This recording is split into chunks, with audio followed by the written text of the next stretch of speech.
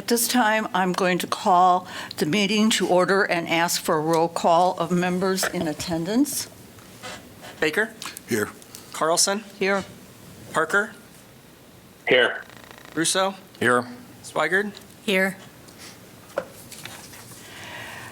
The Board of Adjustment is a quasi-judicial body created by the City of Iowa City according to state statutes. The board's purpose is to decide on applications for variances from the zoning ordinance, appeals of decisions of city officials, and applications for special exceptions requested under the zoning ordinance. The Board of Adjustment is an independent volunteer board made up of Iowa City residents and is not part of the city administration. We are assisted in our work by the city attorney's office and by planning staff. Prior to the meeting, board members received the materials submitted by the applicants, the staff report reviewing the application, and any correspondence submitted by members of the public. Board members have not discussed the application or its merits with each other, staff, the applicant, or any other member of the public in advance of this meeting. All consideration and discussion by the board takes place in open meeting here tonight, where we also have an opportunity to hear from the public. The board bases its decisions on facts and evidence allowed by city code presented in open meeting. Concise and truthful testimony helps us a great deal in our decision-making. We ask, if you wish to speak, that you come to the podium, print your name and address on the sign-in sheet, and speak clearly into the microphone so your testimony can be heard by all present and by our minute taker, as all testimony becomes part of public record. We ask that the proceedings be orderly and that when you are testifying, you address your remarks to the board. If this hearing becomes lengthy, we may ask that testimony be focused on new facts or on information not already presented. The order of proceedings for each application will be an oral report by staff summarizing the issues of the case and staff's recommendations, an opportunity for the applicant to speak, an opportunity for any other interested parties to speak for or against the application, an opportunity for final statements and arguments by the applicant and staff. The board will discuss the issues and evidence, state its findings, and vote on a motion. Motions are always made in the affirmative. Okay, and our first order of business tonight is to nominate and select a board chair and vice chair. At this time, I would like to suggest that Paula would be a very good chairperson. I have known her for a number of years.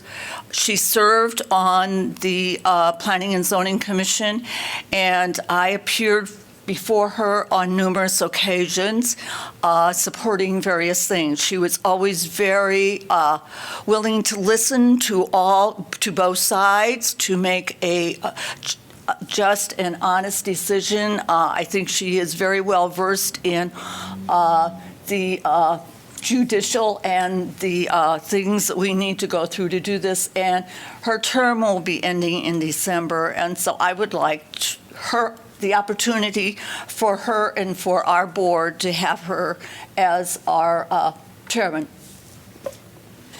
Well, thank you, Nancy. That's very kind words that you've spoken. I'm really disinclined to be the chairperson. I feel more comfortable in the role just being on the board, although I appreciate your nomination.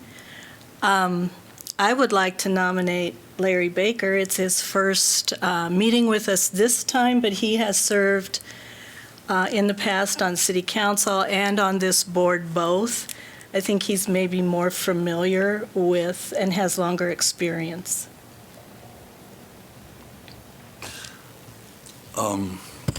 Thank you. I do want to point out, my preference is always to have the people who have served the longest be first in line for the chair's position. So if there's somebody else, for example, Mark, or somebody else who has been here longer, I think that they should have the first opportunity to do it. Well, is there a motion on the floor? I don't know. I don't. Just discuss You are all it. strangers to me. I have no idea who's any good. You may be completely awful. Who knows? You know each other, so I hope that you'll be comfortable with somebody here. Either of you comfortable with being, are you comfortable with being in Nancy? You've served as vice chair. I nominate you, Nancy. Is that a motion? Should we vote? I move that Nancy Carlson be chair. I second that. Okay. And Nancy, you comfortable with that? Yeah. I would hope to wait a couple more, another year or so, but yeah. I'll do it. Yeah, I understand. We need a vice chair then also. Okay. Mark? Again, I go seniority. I always. Second. I was hoping to wait a couple years, too. I'm not going to be here for a couple of years. I never predict a couple of years, you know. Okay, then I guess it's settled. I am the Good deal. acting chairman Chair. for this year, and Mark is the vice chair for this year. All right. So Do we need to how, vote? do we make that in the form of a motion, or what? I believe so. I believe so. Okay, And I think it's just a straight vote. I don't think we need to do a full roll call, do we? I think roll call wouldn't hurt. Okay. All right. I move that Nancy Carlson be chair of the Board of Adjustment and that Mark Russo be vice chair. Second? Okay, Baker, Yes. Carlson, I guess. Parker, Yes. Russo, Okay. Swigert. Yes. Okay, Congratulations, Nancy. yeah. Okay, so the next order of business is, make this.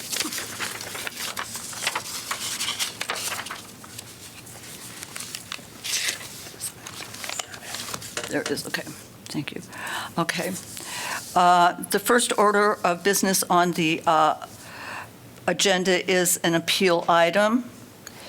It is APL 23-0001, an appeal submitted by the Chi Omega Sorority House to overturn a decision of the Historic Preservation Commission denying a certificate of appropriateness in a conservation overlay, OCD zone, for window replacement at 804 Iowa Avenue, alleging that the decision did not reasonably consider all the facts in the past history of improvements to the building.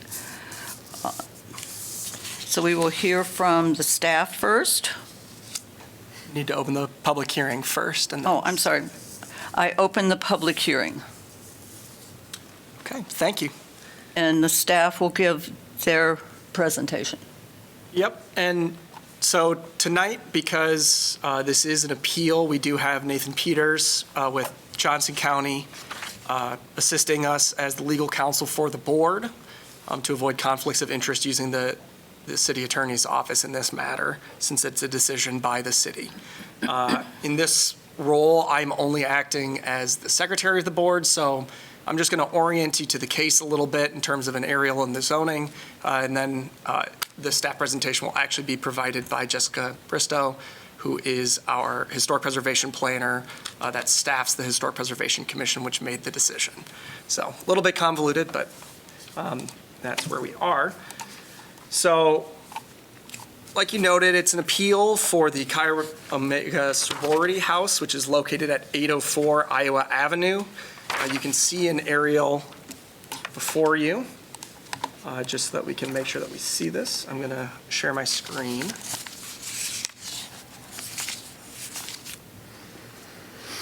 Confirm Bryce, you can see the screen, correct? Yes. Excellent. So this sorority house is in central Iowa City. It's surrounded by residential uses right at the corner, the northeast corner of Iowa and North Lucas Street. And in terms of zoning, it is located in a conservation overlay zone with the base zone of high-density multifamily residential, or RM44. There are other RM44 uses to the north and east, and then there are neighborhood stabilization, or neighborhood residential stabilization properties to the west and south. And you can also see that the west and south also has that historic, or the conservation overlay zone as well. So that's kind of where this property is located. It's regarding a window replacement. And with that, I would turn it over to Jessica Bristow to talk about the details of the case and the decision that was made by the Historic Preservation Commission.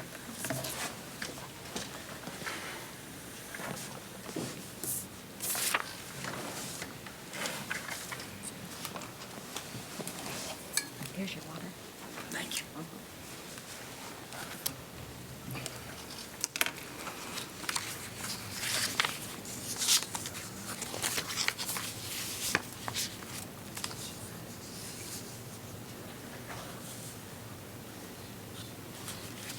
Hello, Board. I'm Jessica Bristow. I am the Historic Preservation Planner. I'll start by giving you a little bit of background on what our commission does and the application process, and then how it was presented to the commission.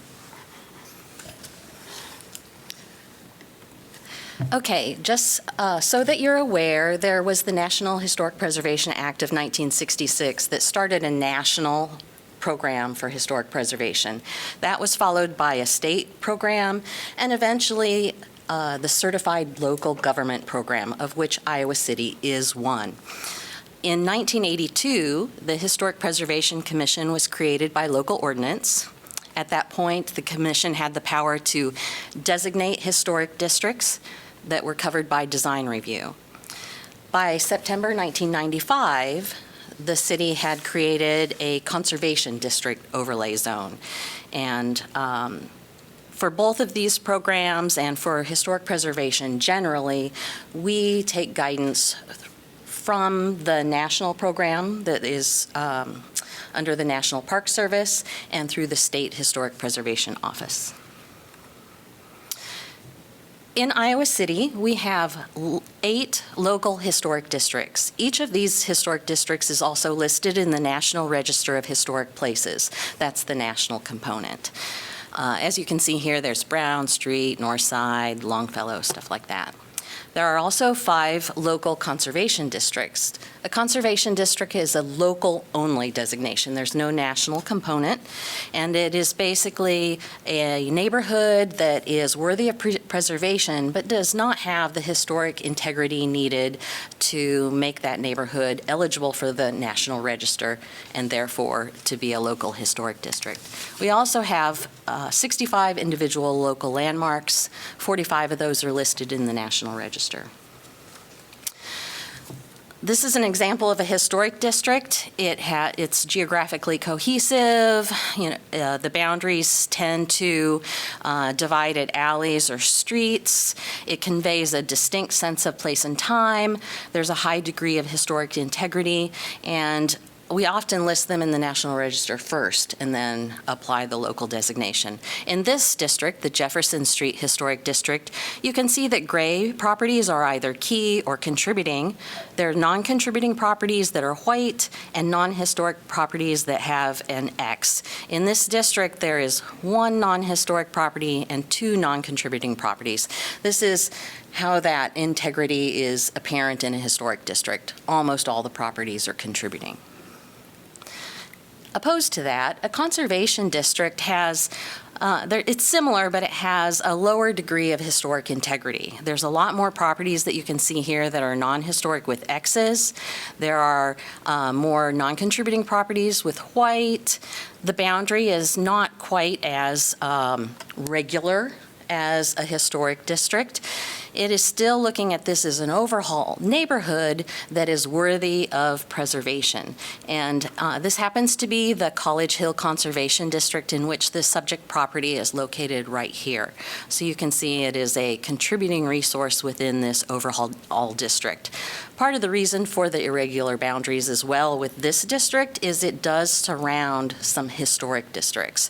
For instance, there's the East College Street Historic District, there's the College Green Historic District, and that extends up into this area as well.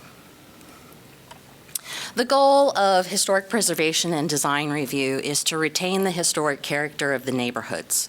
We do that by retaining the historic character of the individual properties, and we do that by retaining the original or historic materials. We also want to reduce landfill waste. That's one of the reasons why historic preservation started back in 1966. So since historic districts and landmarks are an overlay zone, design review is triggered by the zoning code. If the property is within an overlay zone, a historic district, conservation district, or landmark, and the project requires a regulated permit, such as these permits, curb cut, building permit, sign permit, demo permit, and the work is on the exterior of a historic property, then historic review is required.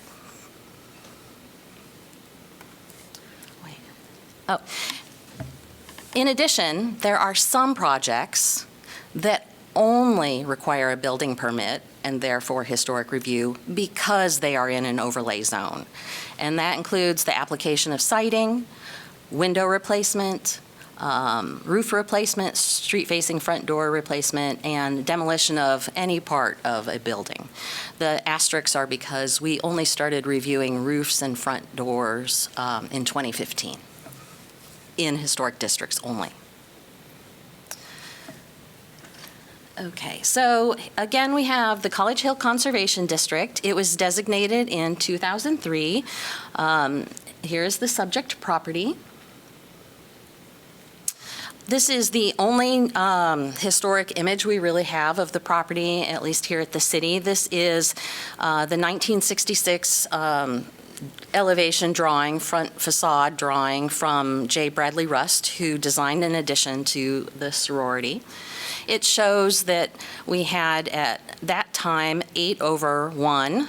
That's how you describe this window. Double hung windows in the upper levels. Some 15 light windows above the entry door, and then the windows that are currently on the building on this first level. Here we have the front facade photo. So you can see that at some point before the formation of the Conservation District, the upper level windows were replaced and only the lower level windows remain. This is the west elevation, and this shows you the side of that front historic portion. And then this is the 1966 edition that J. Bradley Rust designed. It's a little clearer here in the elevation, or in the aerial photo. We have the front historic portion of the building, and then the addition. There was one previous design review on this building in 2016 where they did some work to the non-historic portion of the building, and we did replace some of the non-historic windows and rearrange some things as well.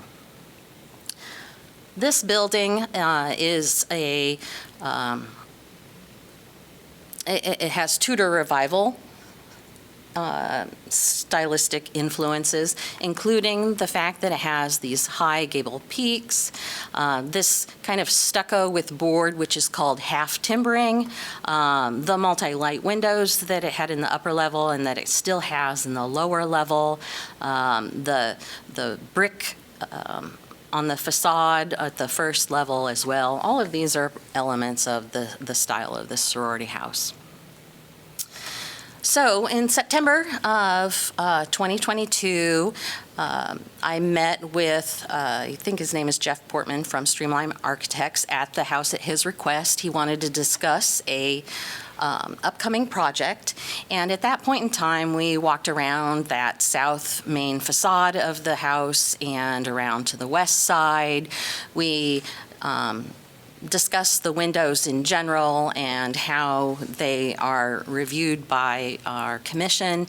And at that point in time, they mentioned the fact that part of the potential project was to replace the windows, knowing that a review of their condition would be a part of that. We also went inside at that point in time and reviewed the windows. At that point in time, we did not see any issues with condition. We left the meeting, and I did not hear from them again. In December, we heard from the interior designer, Sarah Campbell of Whaley Campbell Design. She had called me and asked about the approval for the window replacement, and I talked to her about the fact that I had met Mr. Portman on site. We had reviewed the windows, discussed the fact that they were not deteriorated, and that nothing else had happened. I then explained to her that she would submit an application for historic review, explaining what she wanted to do. We would review the project, which involves first reviewing the history of the building, then reviewing any past projects that we had with the building, reviewing the parts of the application that are submitted, and then we would comment on the project. And at this point, I talked to her about the fact that we have, I'll go over this also a little bit. We have different levels of review. At one point in time, all applications for historic review were reviewed by the full commission in a meeting. At one point in time, they brought in a design review committee. Since this was taking so long, they went through and created a minor review. A minor review is reviewed just by staff. What the commission does is they determine that a type of review has been approved over and over again in the same way with the same conditions. And so they approve that type of project if it meets those same conditions as something that staff can review. Window replacement is something that can be approved that way if the project meets all of the conditions. I talked to Sarah Campbell about the fact that this project wouldn't meet those conditions, and so it would definitely need to go to the entire commission for review. So then, a few days later, an application was submitted. And this is the drawing, one of the drawings, and it's a little hard to see just because it's pretty detailed. And so I've underlined the fact that it includes remove and replace an existing window. This is a window on the back portion. Here's the dividing line between the historic property below and the 1966 edition above. So this window is within that 1966 edition. Then they have remove the existing window and replace with new window in this location here, all three here, the two by the door, these three, and then around to the side. This is a screenshot of our guidelines for historic review, which are included in the Iowa City Historic Preservation Handbook. And this shows you that the section for windows, 4.13, begins with a paragraph that talks about the fact that windows are one of the most important elements that define a building's architectural character. It continues to talk about the elements of windows that are important, and that the commission recommends repair of historic windows before replacement is considered, and requires documentation of the extent of deterioration in order to approve replacement of windows. Now, when staff and the commission are reviewing windows, the rest of the guidelines, we go through them. We see that we aren't dealing with an attic window, so we skip that section. We move on to historic windows. It says, preserving the historic windows by repairing sashes and frames. This is all recommended. Retaining historic window frames and replacing badly deteriorated sashes with new sashes that match the historic ones. It includes a handy diagram of a window, and then the bottom of that page includes new windows. That would mean new openings, so that's not related to this case. The next page continues and then has replacement windows. And the first point is replacing badly deteriorated windows with new ones that match the type, size, sash width, trim, and use of divided lights and overall appearance of the historic windows. This section here includes using new windows, but the use of metal-clad solid wood windows is acceptable, and continues on. This is the certificate of appropriateness that allows staff to review windows. At the meeting in 2010, these members approved that windows are pre-approved items eligible for minor review, meaning staff review, if the following conditions are met. The applicant must demonstrate deterioration of the existing windows.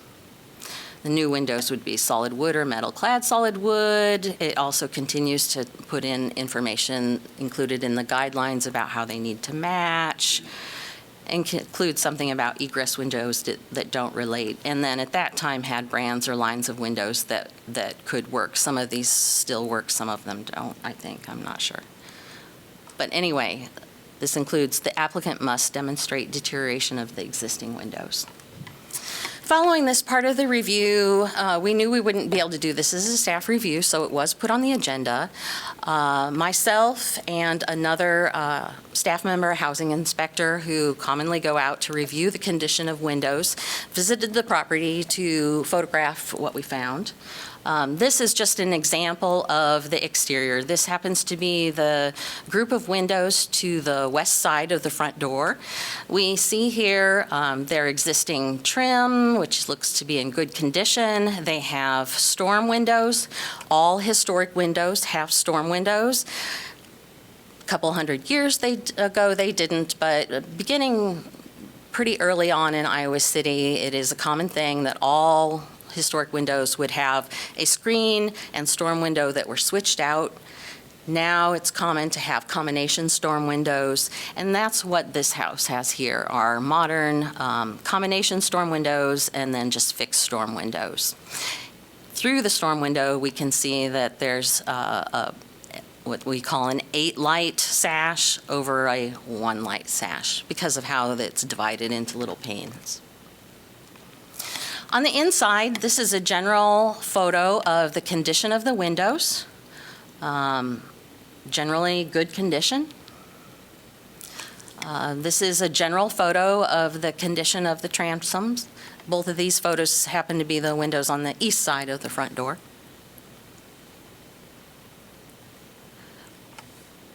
We did notice some general cosmetic deterioration. When we're looking at a window to determine whether or not it's deteriorated beyond repair and worthy of a replacement, there are several things that are not considered deterioration beyond repair because they happen to be things that are regularly needed to be done for maintenance. They include any peeling paint, any chipping or peeling window putty. Both of these things will dry out over time and can be replaced. Broken glass also can be replaced. Broken sash cords, missing sash weights, windows that rattle or don't move easily in the sash because they've been painted shut, or the stops are too loose or too tight. All of these are easily repairable conditions. In these windows, we did notice that the paint was chipping. We could see that they had a historic varnish type of finish, and the paint was not adhered properly to that historic varnish. There's a little bit here, there's a little here, you can see it cracking here. That's the type of thing that would be repaired by a painter using a proper paint that would adhere to the finish. We could also see that these windows had been well cared for and rehabilitated over time. They had been weather stripped. This is a T-shaped weather strip that fits within the frame of the window. The sash of the window then is cut with a groove so that it rides up and down that T-shaped piece of metal, and that helps prevent air infiltration or exfiltration. There's also a piece of metal at the meaning style here that helps to prevent air from escaping between the sashes as well. Again, this is one of the south-facing windows. We can see that the interior sill is in good condition. It might need a little touch-up of paint. We can see that the exterior sill is also in good condition. This is a storm window. Storm windows need to be replaced periodically over time. They're the sacrificial element. They get all of the weather, and so it is expected to replace a storm window. We could see visibly that 3 windows had one sash cord that had also broken at one point in time. And again, that is something that would be repaired during a typical window rehabilitation. And indeed, most of these sash cords had been painted slightly at one point in time. And so it would be recommended to just replace all of them at that time. Here's one of them that's painted over. This is one of the west-facing windows, kind of in under a little covered porch. And this is the other west-facing window in good condition. We did notice that some of the window trim had been pulling away a little bit from the wall. This can be a symptom of maybe some moisture in the wall itself, maybe dryness in the room causing the paint to crack. It is in the trim, which is separate from the window itself and has no impact on the window.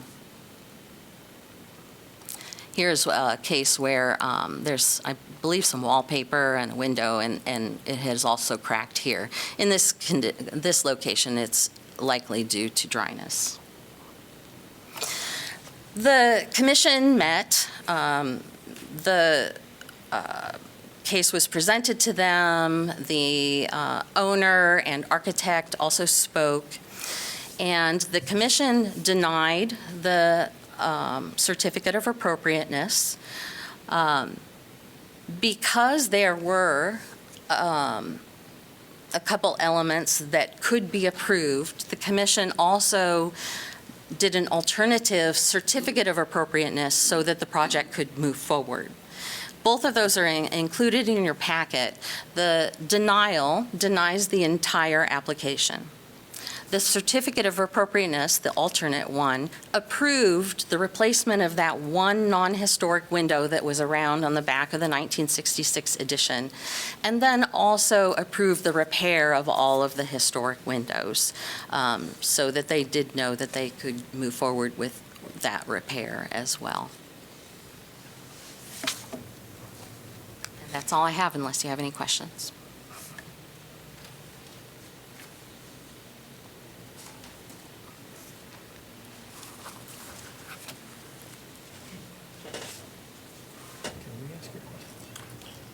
Does anybody have any questions?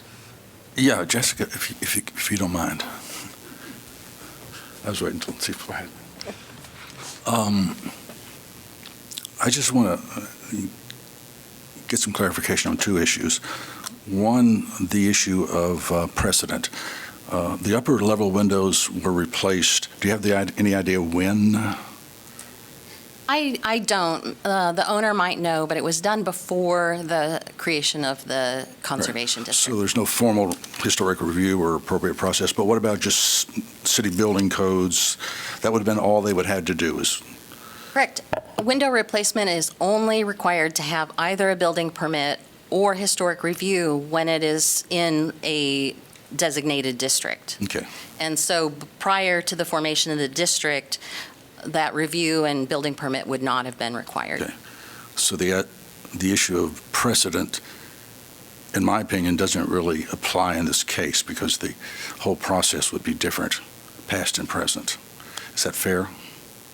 I believe so. If you mean that because the upper level windows were replaced, that does not impact the review of the lower level windows because they are still an important part of the historic character. Okay. In addition, if this owner were to come to the commission in the future to replace those modern windows, which we would expect they would need to, the commission's preference would be to have those modern windows match the historic windows because they don't currently in that divided light pattern.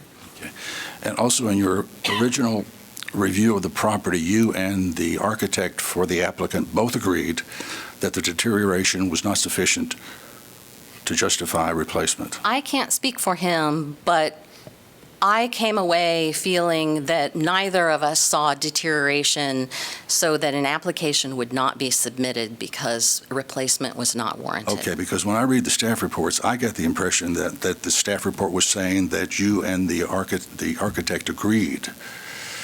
We did, but in this case, since he's not here, I'm not going to speak for him. But yes, that was my understanding, is that we did agree that replacement was not warranted. Okay, but it was not necessarily confirmed. It was an impression that you had. On site, it was confirmed between the two of us. Okay. But there were no witnesses and there was no written confirmation.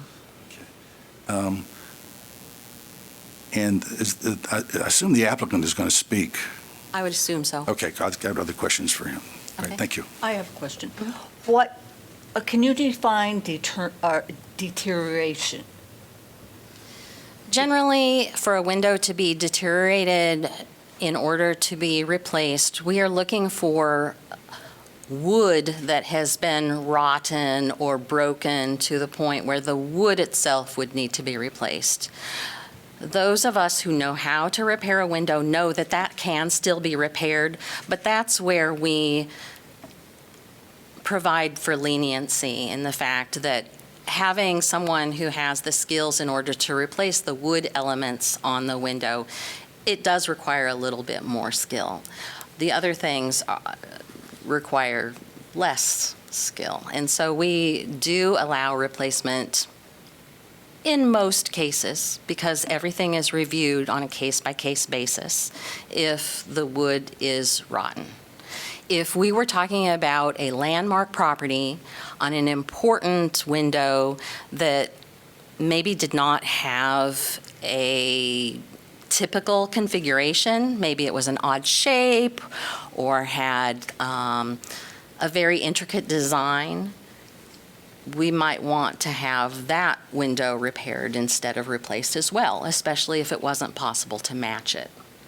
Our approvals for windows, when they are deteriorated beyond repair, also requires that the window that replaces them matches.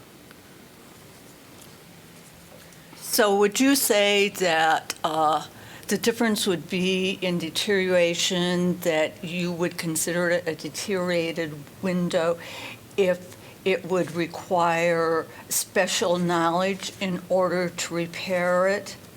Such as you would have to find someone who knew how to do wooden mill work or something like that, and that for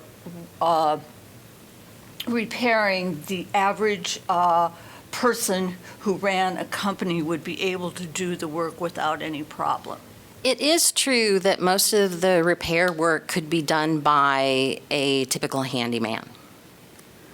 They would need to have ideally special tools and the right products, but yes, that would be the case. It would require someone who had experience with millwork or woodworking in order to replace the wood elements, and so that would require more skill. Jessica, several questions. When the Conservation District was established, or even that for that matter, the historic, the legislation or the ordinance that established the historic districts, was there any attention or any allowance or any consideration that anything could be godfathered in? Was there any, to the best of your knowledge, is there anything that allows for godfathering a structure or exempting, that would exempt a project from this review? All properties within the boundary of all districts require review. There are exceptions in the guidelines that allow for a different approach for properties that might be, say, non-historic, sometimes non-contributing as well. For instance, I believe it's in the same district. There is a sorority house that had replaced all of its windows with vinyl windows prior to the formation of the district. In our guidelines, generally vinyl windows are not approvable, but there is an exception that allows for a property like that that has had all of its windows, every single one of them, replaced with vinyl in the past, that they can continue to replace them with vinyl on and on throughout the future in a conservation district.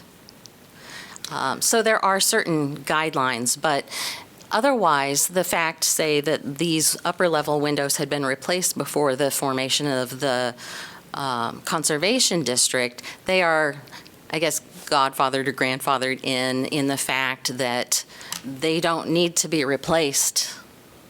They only need to be replaced if the owner deems they need to be replaced. The commission would not come through and say, oh, these windows don't match the historic ones, you need to replace them now. The building itself would still need to follow the guidelines, and the remaining historic elements are the point for the existence of a conservation district. A conservation district exists because the city deems that neighborhood worthy of preservation. And the goal with a conservation district is that maybe some of the things that have happened to the neighborhood that made properties non-contributing, such as removal of porches and replacement siding, over time could be undone by following the guidelines, and that neighborhood could eventually achieve status of a historic district. That's part of the point, is to save and to hopefully regain historic character that has been lost. The second question is, was there, in this legislation, is there any consideration given to relative costs of is that ever a consideration? There is a section, I'm going to look at it just to make sure I tell you properly. Section 2.8 of our guidelines includes a section where the commission can provide, or an applicant can appeal for a certificate of economic hardship. And there's a process to that. No one has ever applied for that in the history of the commission. Would the Pella windows that they're proposing here, would they meet historic standards? With the exception of the windows on either side of the front door, if the windows had been deteriorated, the windows that were submitted would have been approvable. I see. Okay. All right. And then finally, the applicant or the architect states that the goal is easier maintenance, sort of tilt-in windows that can be easily cleaned, better sound and thermal insulation. Were these considerations brought to your attention at the get-go? Was that the reason for what's the reason for the replacement? Was it something other than just we have some messy windows, we want to replace them, or were these other considerations presented? Unfortunately, I don't have the wording of the application before me, but it included a simple one-line statement that said that they wanted to replace Okay. them. And there wasn't a reason given. Historic windows with a storm window can be equally as energy efficient as a modern window. They have an airspace. They do not have a sealed insulated glass unit, so the airspace won't fail over time. A historic window can be repaired indefinitely and never needs to be replaced or go to the landfill, where all modern windows will eventually fail, whether it is the joints in the construction of the frame, the sash, or the insulated glass unit. And so something will always need to be replaced. Okay, thank you. Does anybody have on? Yeah, I just have, questions? I'm sorry, one more question. The word that always is applied to the word deterioration is documented deterioration. Is there a legal definition? Does that require some sort of outside professional certification? Or is that just simply the subjective opinion of, this looks deteriorated to me? If so, did the applicant submit any kind of documented deterioration? The applicant did not submit any documented deterioration or document of deterioration. And for our purposes, that generally means photographs of the deterioration. We will have staff review those windows. We will also accept the professional of opinion of a person who professionally repairs windows as a regular part of their business. We would not accept the professional opinion of someone who cannot personally repair windows. But yeah, there was no documentation submitted. All right, thank you. Any other questions? Okay, thank you very much. Okay. Next, the chair will ask the applicant to present their proposal.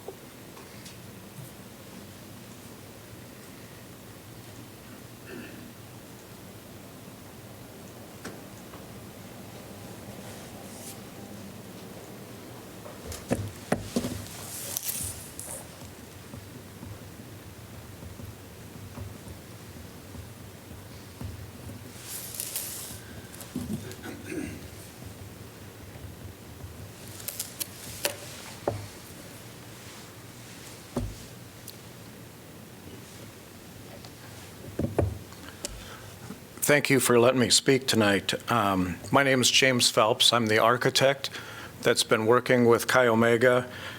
Jessica had mentioned Jeff Portman. The reason I'm here is Jeff's no longer with the company, but I had worked with Jeff from the beginning on this project, so I am familiar with it. Thank you for the comments, Mr. Russo, Mr. Baker. It makes me think that you're thinking about some other things that we have also thought about. This is, quite a process that we have to go through to apply and through the Historic Commission and finally now to you. First of all, I want to say I am by no means against historic preservation. I'm all for it. I work on historic projects quite often. But I also work with many homeowners that absolutely hate this whole process. And I think that's important to know. And it's mainly because of the little rules and regulations that they have to go through like this. And so a lot of people just won't do that and go through that process. In this case here, I've worked with, I was the architect on the 2016 project as well. So we had gone through some window replacement there and alterations to the back side. As you were shown, This building, only a portion of it is under the historic overlay. And I believe, Lynette can correct me if I'm wrong, but I think the upper windows were replaced in the 90s. I think, Mr. Baker, you had asked about that possibly. So the main thing here is that as we look at this, we were looking at the windows and wanted, some of them aren't perfect. I don't think anyone's arguing that they're, at least from our side, that they're in really terrible shape and deteriorating. But Mr. Russo, thank you for mentioning some of the other things, because those were definitely big criteria in the windows and what we should do now. So the idea of replacing them came about. One of the huge considerations was the maintenance of it. Just cleaning a newer window with a tilt sash. Any one of them can come in and lower the sash down, tilt it in, and wipe it clean and put it back. Very easy. I believe the lower windows now have the combination storms. I have combination storms on my own house, 1924 house. Absolute nightmare to clean. Twice the pains of having to clean, and if you can get to them even on the inside, that's tricky, or you're removing them to get them all clean. So that was a huge factor in looking at windows and trying to make it easier for the future. Yes, there are paint issues. Some of the cords are missing with the counterweights, stuff like that. The city had given us a list of, for lack of a better term, qualified window repair experts, I guess. I had called quite a few of them. I had 3 of them actually return my call. One of them said that they wouldn't do the work. One of them said, I described some of the paint issues, and he said, well, they would prefer to actually remove it and restore the window.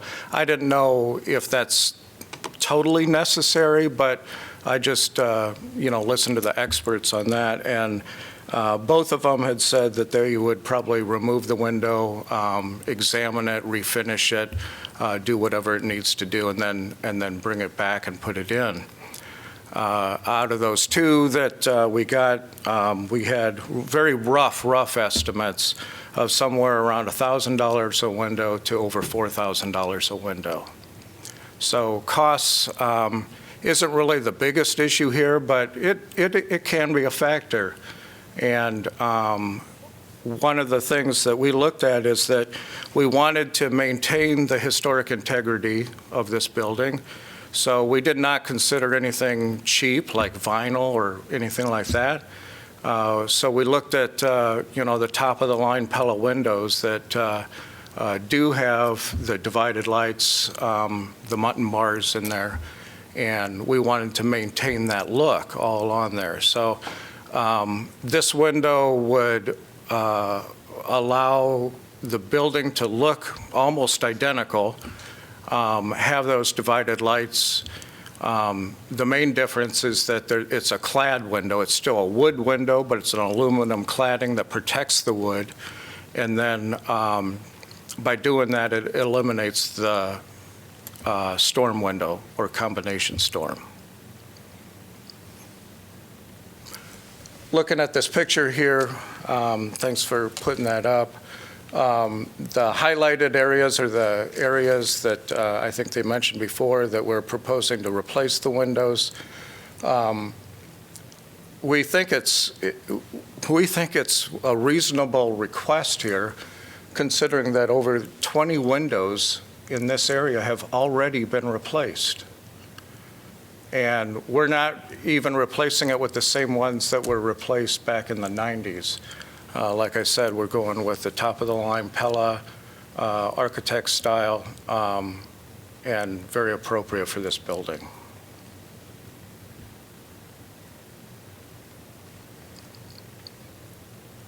Does anybody have any questions?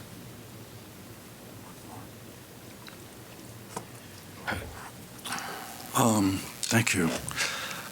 I'm a little confused about you're dealing with contractors on window contractors. You called 3 or 4.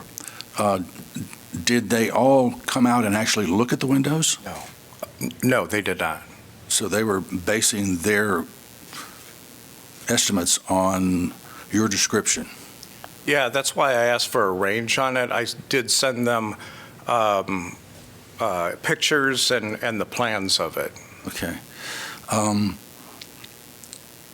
So for what I'm hearing from you is that you have legitimate cost concerns, that repairing the windows would cost you more than buying completely new Pella windows.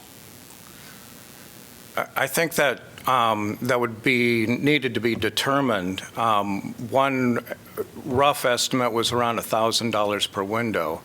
For The the windows that we'd be getting from Pella anyway are every bit that and more. Okay, so the estimates you got, the $1,000 per window, were for the repair of the windows? Two different contractors there. So one quoted or guessed that it would be about $1,000 per window. A separate contractor looked at the same material, and his quote was over $4,000 a window. So two different groups. Okay. But those are phone conversations you had? Nothing in writing? I'm still trying to wrap around the whole concept of documentation here. Yes, there were phone conversations and emails. Okay. Assuming you could replace the windows, one of the concerns I think that staff had was the compatibility wouldn't quite match what was there, even though what was there was not original. Have you run out of options for a window selection if you did replace it? I'm trying to figure out if we granted we disagreed with staff and you went ahead, what you would put in there would be as compatible as possible with the original historic concept design. We believe that it is, yes.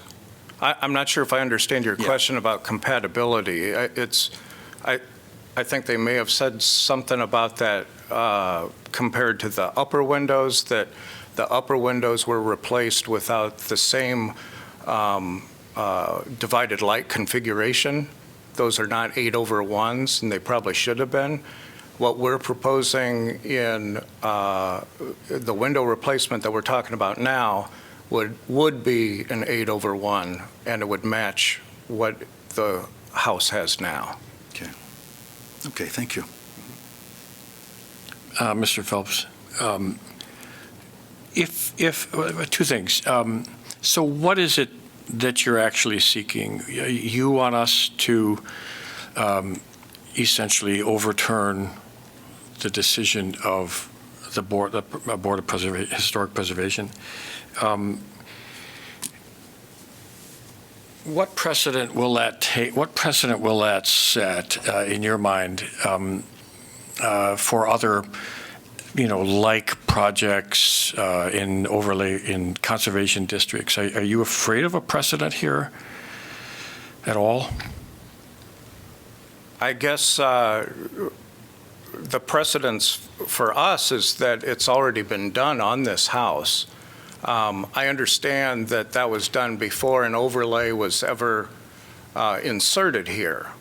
But the fact is, it's still the same house. We're talking about the same windows. We're talking about the same part of the house. Over 20 windows have already been replaced on that end of the building.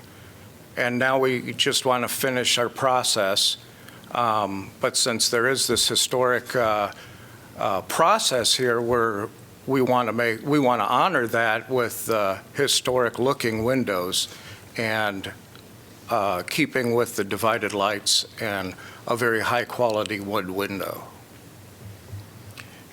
So obviously you disagree with the decision of the board, but is there something that you can point to that was done erroneously on the part of the board? Or is this just, it just didn't work out in your favor? I mean, was there, our purview here is extremely limited. You have to show us that the board acted arbitrarily and capriciously, or that we just ignored the law, or that they just ignored the law. And the law is pretty clear on this. It's pretty succinct and detailed. That's what I'm asking. I'm asking, give me something that I can bite into here. I guess for me, by having this whole process, which I appreciate you listening to, we feel that just the fact that the precedence was set already with the 20-plus windows being done already, that should allow us to finish this process. And what if those had been vinyl windows? Well, I hate vinyl windows. Yeah, I know. But I mean, as an architect, I would say no, I wouldn't support that. I wouldn't be up here if I didn't believe in what they were doing is the right thing. Right. Whether, I understand the guidelines, I understand that you have to go through that as well as I do, but there's a sense of right and wrong here. I mean, I think what the homeowners, building owners are requesting, I think it's very reasonable here. And they're still trying to honor the historic look. If everything is equal at the end, and the windows all, the windows are, let's just say they're, for argument's sake, they're rebuilt, and they work perfectly. Is the issue really just that of maintenance, ease of being able to clean? That seems like kind of a marginal goal to sort of sacrifice the integrity of the lower half of this building for. Well, first of all, I don't believe that it is sacrificing anything. In terms of what that does for ease of maintenance for the owner, like I said, I have a 1924 house. I'm in the process of switching out my windows right now. I have 33 of them to do. And I'm doing something similar with a matching historic looking window, because that's the style of the house and I want to keep that. Okay. Well, honestly, I'm not convinced yet, because the idea of studies have shown, and Jessica Bristow can elaborate on this. Studies have shown that a good storm over a well-maintained double-hung window has thermal efficiency equivalent to, a newer window.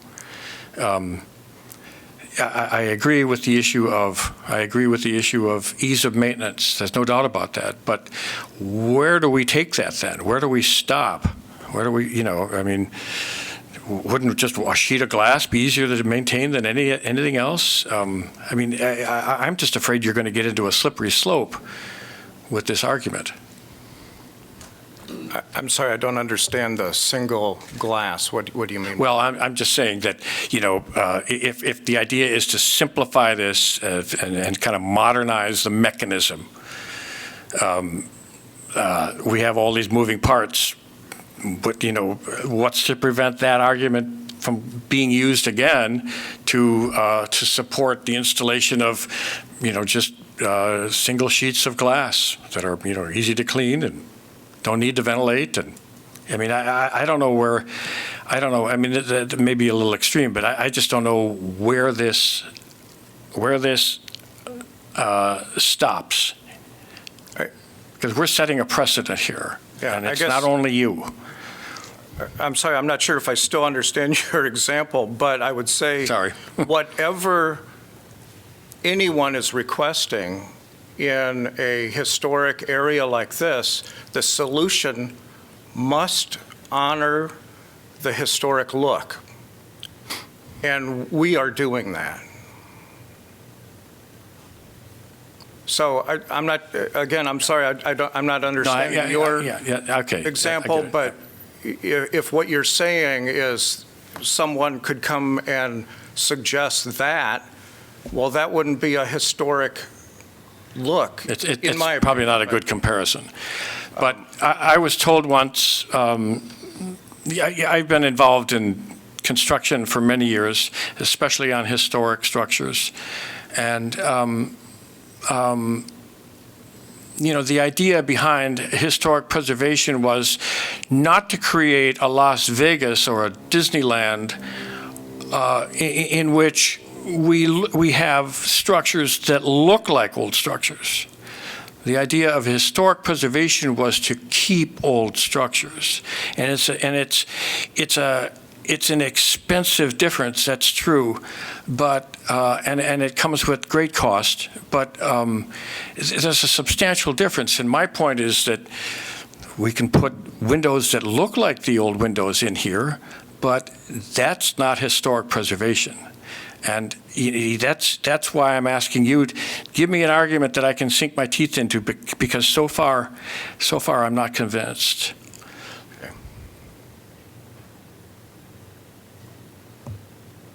Thank you. So if you put these replacement windows in, how long will they last? One of your concerns is the expense of redoing these windows versus putting in new windows. How long have these windows been here, and how much money has been spent to keep them up to this point and to look at the condition that they are still in now versus putting in new windows?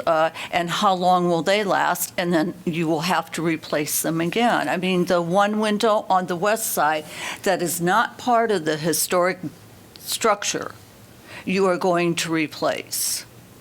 So how badly deteriorated is that one? And why are you, that was put in 1966, I believe, or with the thing. So how long has it, how many years has it been there, and you are now replacing it again? So are you getting into a thing where every so many years, the windows will have to be replaced? So yes, what you are spending right now may not be as much as redoing these windows, but if you amortize it out over years, will these wooden windows end up being cheaper?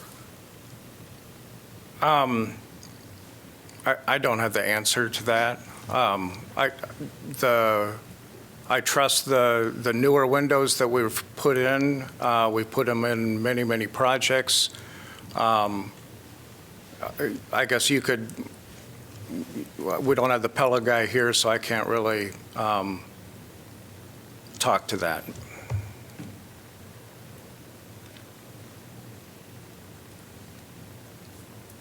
Does anybody else have any other questions for this gentleman? Can I ask one more question? And it would be of our attorney. We have a very limited role or review. We have a very limited window of review here, right? I mean, our role isn't to second guess historic preservation, but only to say that that they follow the guidelines as they exist today, as they're written today. Now, if there's a, if they change, we're beholden to those. But as am I correct? That's so. Yes. So a lot of this discussion is sort of just background. It's informational for me, but really we just have this narrow little window. And so far, I haven't seen evidence that suggests that the Commission of Historic Preservation has sort of skirted their review process or been arbitrary. It seems to me they've been very thorough, and that perhaps the solution is, to look at changing the ordinance as opposed to, I'm just saying that we're not here to say that this is right or wrong. We're here to say that either the board followed its guidelines and the law, or it didn't. Sure. Any other questions? Okay. Do you have anything else you would like to? I don't. Okay, then. No, that's all I have. Thank you. If there are any other speakers who would like to speak on this matter, would you please come forward at this time and sign your name and give your testimony? Okay. Does the staff persons have any other comments that they would like to make? Okay. Can I ask one more question? Can I ask a question of Jessica Bristow? Sure. Jessica, to the best of your knowledge, was the process of review thorough and done by the book? Yes. You wouldn't do it differently now, or you wouldn't do it differently for anyone else? No. Okay. Thank you. Jessica?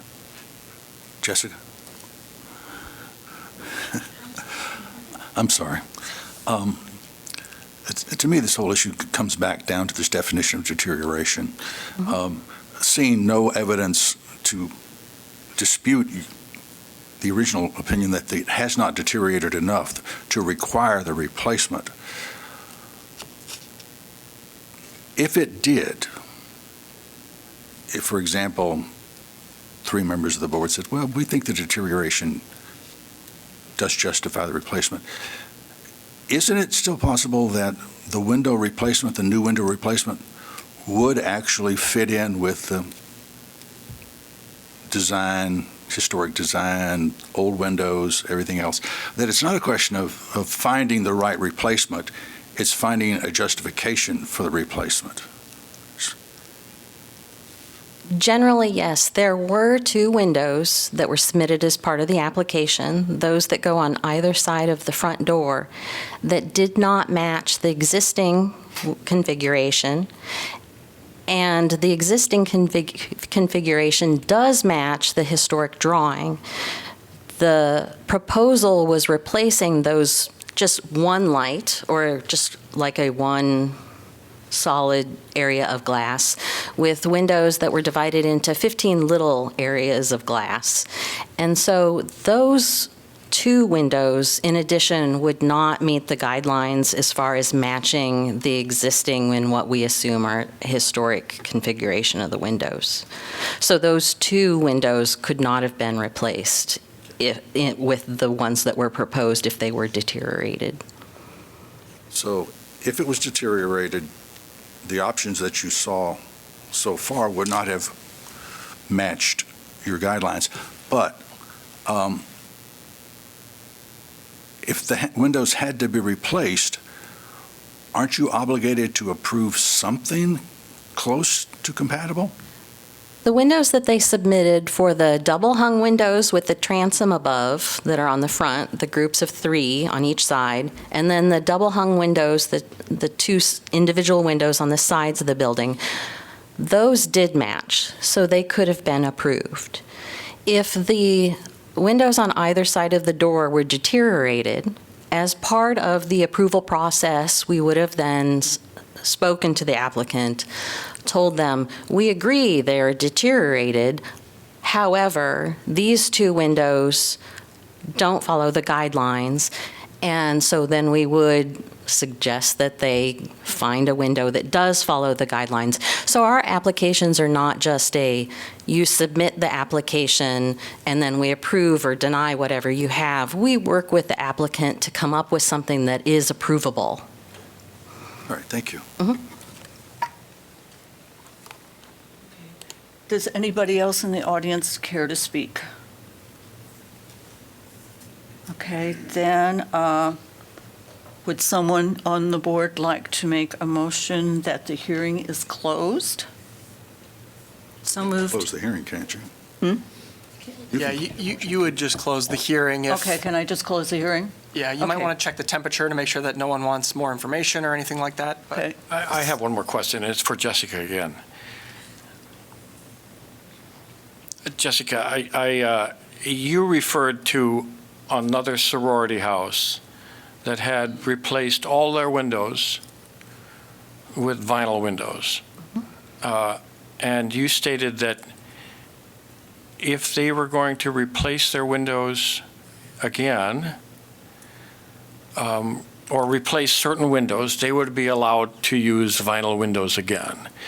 How differentiate that from this? So that sorority has replaced all of their windows with vinyl windows prior to the formation of the district, so it never went under review. Because that sorority is also within a conservation district, like this one, there's an exception in the guidelines that says that when those windows that are vinyl, and all of the windows on the building are vinyl, when those are deteriorated, they can replace those windows with more vinyl windows. So that exception only exists within a conservation district when the windows have all been replaced on the building before, presumably before the formation of the district, since otherwise vinyl windows are not approvable, that they can continue to use vinyl windows. So is the language of the law, is it such that it refers to that project as the windows in totality or a percentage of the windows? Is there any, go ahead, look it up. I mean, the issue here is that 20-plus windows have been, there's some architectural precedent already established by the upper story here, the upper story windows, right? The replacement, the ones that were replaced in whenever it was. Historic preservation doesn't actually take that as precedent in this type of case because it doesn't meet one of the exceptions. So the actual exception applies to either non-contributing and non-historic properties in a historic district, or it applies to all properties in a conservation district. And it's regarding new and replacement windows. And it says vinyl or vinyl-clad wood windows may be considered for primary buildings if existing windows are vinyl or vinyl-clad wood. It's subject to the sort of same standards of deterioration and.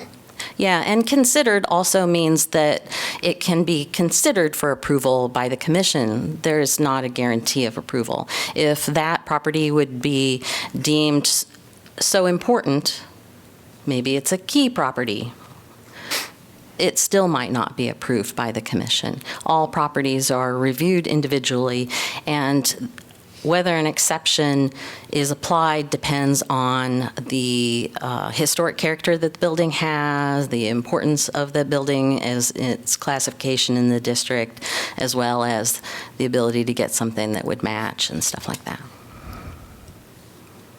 Okay, thank you.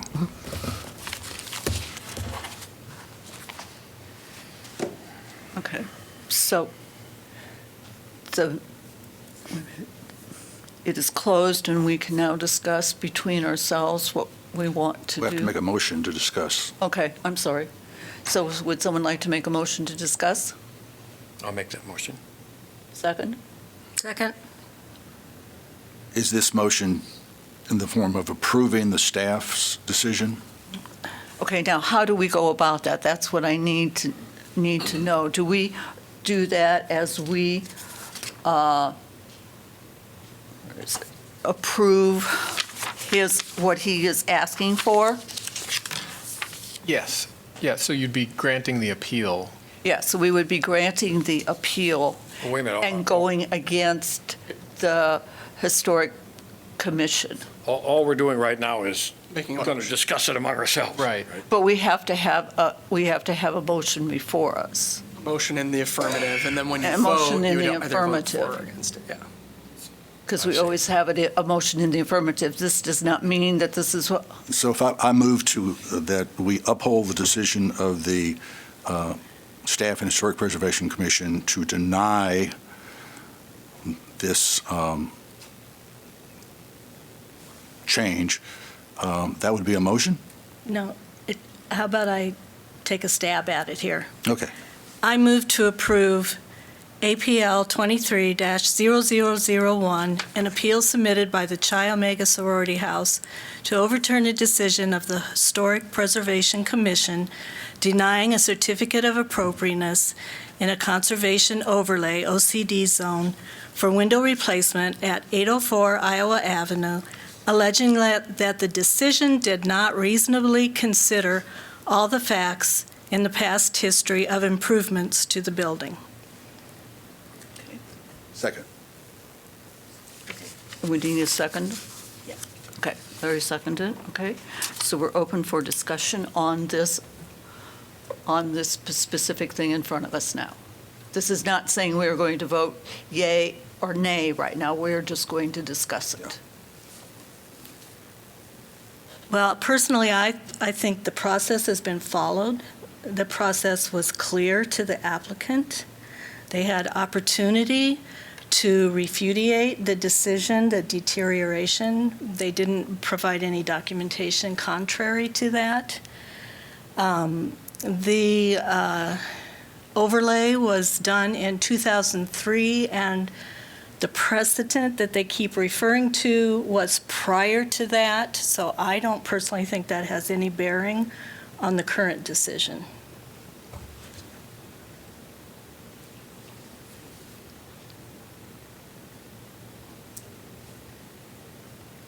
Okay. I agree with you. I have no doubt that if these windows needed to be replaced because of true deterioration, that the developer, or the applicant and staff could come up with an appropriate window. Might not be what's in front of them now, but it's out there somewhere. I just did not hear a compelling reason to reverse the decision of the staff. The deterioration is a matter of just opinion right now, and not documentation. And I think the staff and commission very narrowly followed the guidelines that they had and that we have to now follow as well.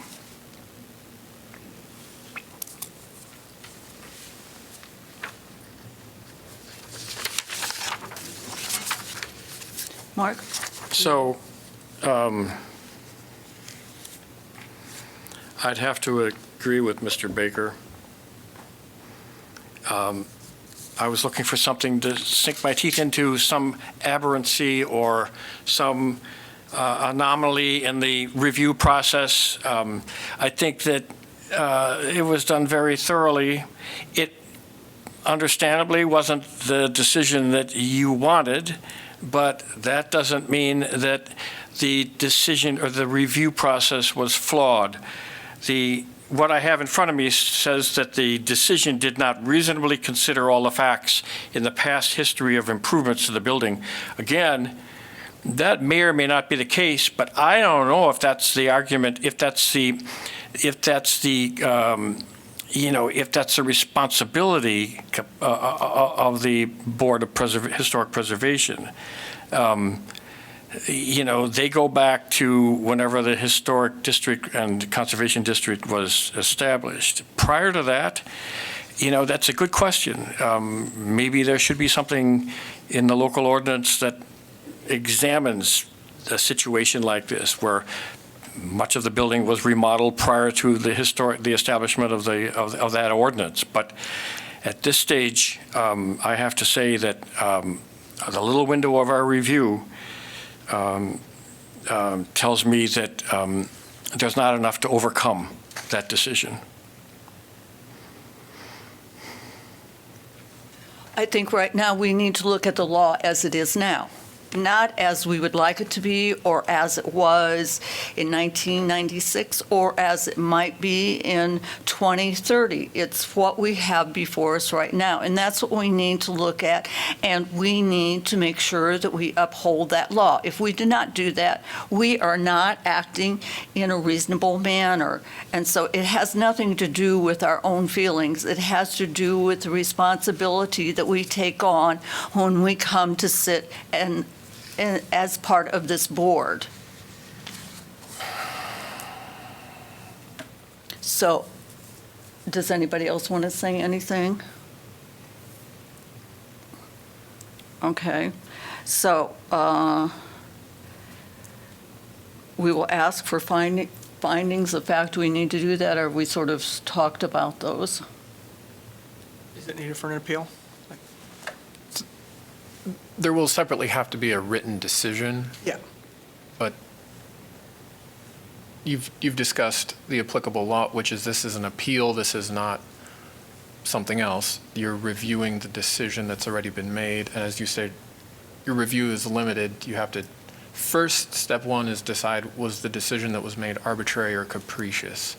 Meaning they ignored the law or they ignored the facts. And on the record before you, you've discussed the record, you've made a record, and examined kind of what's been presented to you. So you're applying the law to the facts before you.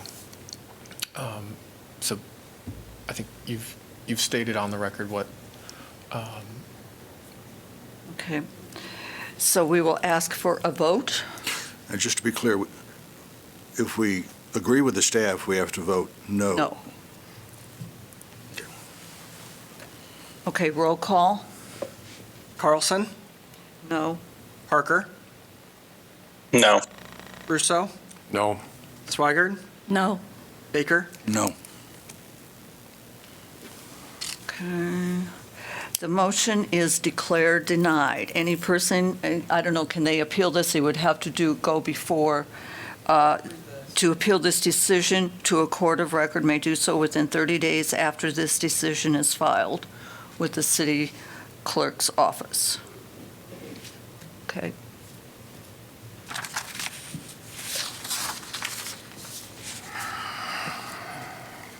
I think an appeal from here would be to the district court.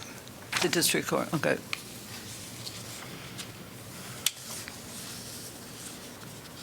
Okay. Next item of business.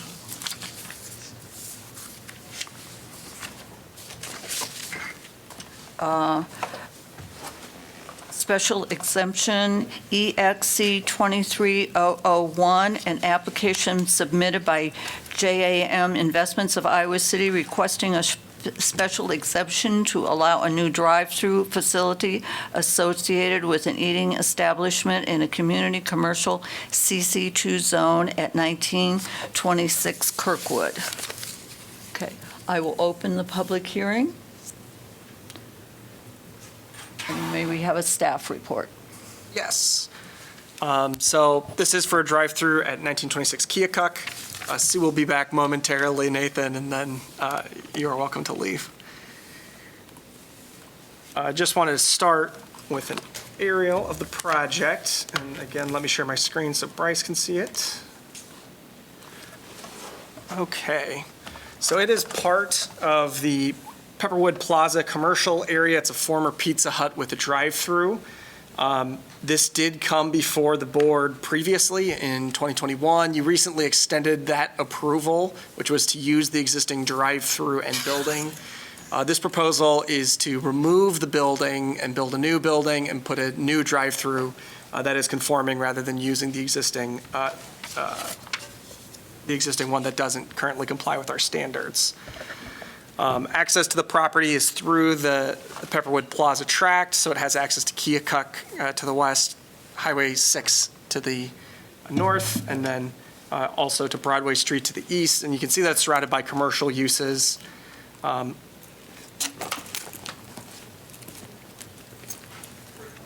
And the zoning reflects that. It's community commercial, which is used for a large variety of retail uses that serves the community. So in terms of the site itself, the lot's about 26,000 square feet. It does have pedestrian access to the site, so the Keokuk right-of-way is right along the west property line along with the sidewalk. Again, access is to Keokuk directly to the north, and there's also a pedestrian route on the east property line that connects into the rest of the pedestrian network within Pepperwood Plaza. Like I said, approval for this would allow a new building and a new conforming drive-through. So the proposed building, it's the same owner as had previously applied, so it's still looking at an eating establishment that is a Popeye's Chicken of approximately 2,600 square feet in the center of the site. They're maintaining parking to the north. They're still showing the drive-through and bypass lane, or they're showing the drive-through lanes to the west. The main difference is that they're adding a bypass lane. So by expanding this use, they can't expand a non-conforming use in that way. And so they're bringing it into compliance with current standards is essentially what's happening. So this essentially replaces EXC 22-0004 that you had seen previously on June 8th, 2022. But as a result of that, getting rid of the building and getting rid of the non-conforming use means that all non-conforming development must be brought up to current standards.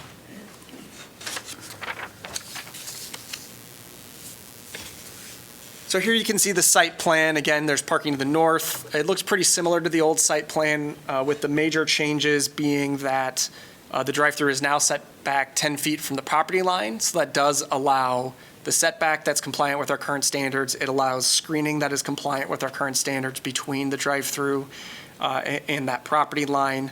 It is a wider drive-through, so it has two order lanes that join into a single pickup lane. The pickup window is still on the south side of the building, but then there's also that bypass lane as well. Parking remains relatively similar. Another change to a non-conforming component is there was parking that was provided off of a drive on the southeast portion of the property. That is proposed to be removed. They still have adequate parking as a result of that. And then some other changes are things like landscaping. Like I said, they can fulfill their screening requirements that would be conforming, and they're also adding in street trees that would comply with our current standards. So they also have a landscaping plan that was submitted as part of the application. And just to give you an idea of the site again, here's the existing building. You can see looking northwest towards it and looking south towards the building. And then you can see the drive-through on the picture on the upper right, looking south along Keokuk Street. So you can see that it's pretty close to a retaining wall that's on the property. There's not room for screening there, which is why it was allowed to continue under the previous exception that this would overturn. And then the bottom left image is looking north along Keokuk, so you can see the retaining wall that is there as well as the building on the right side of that image.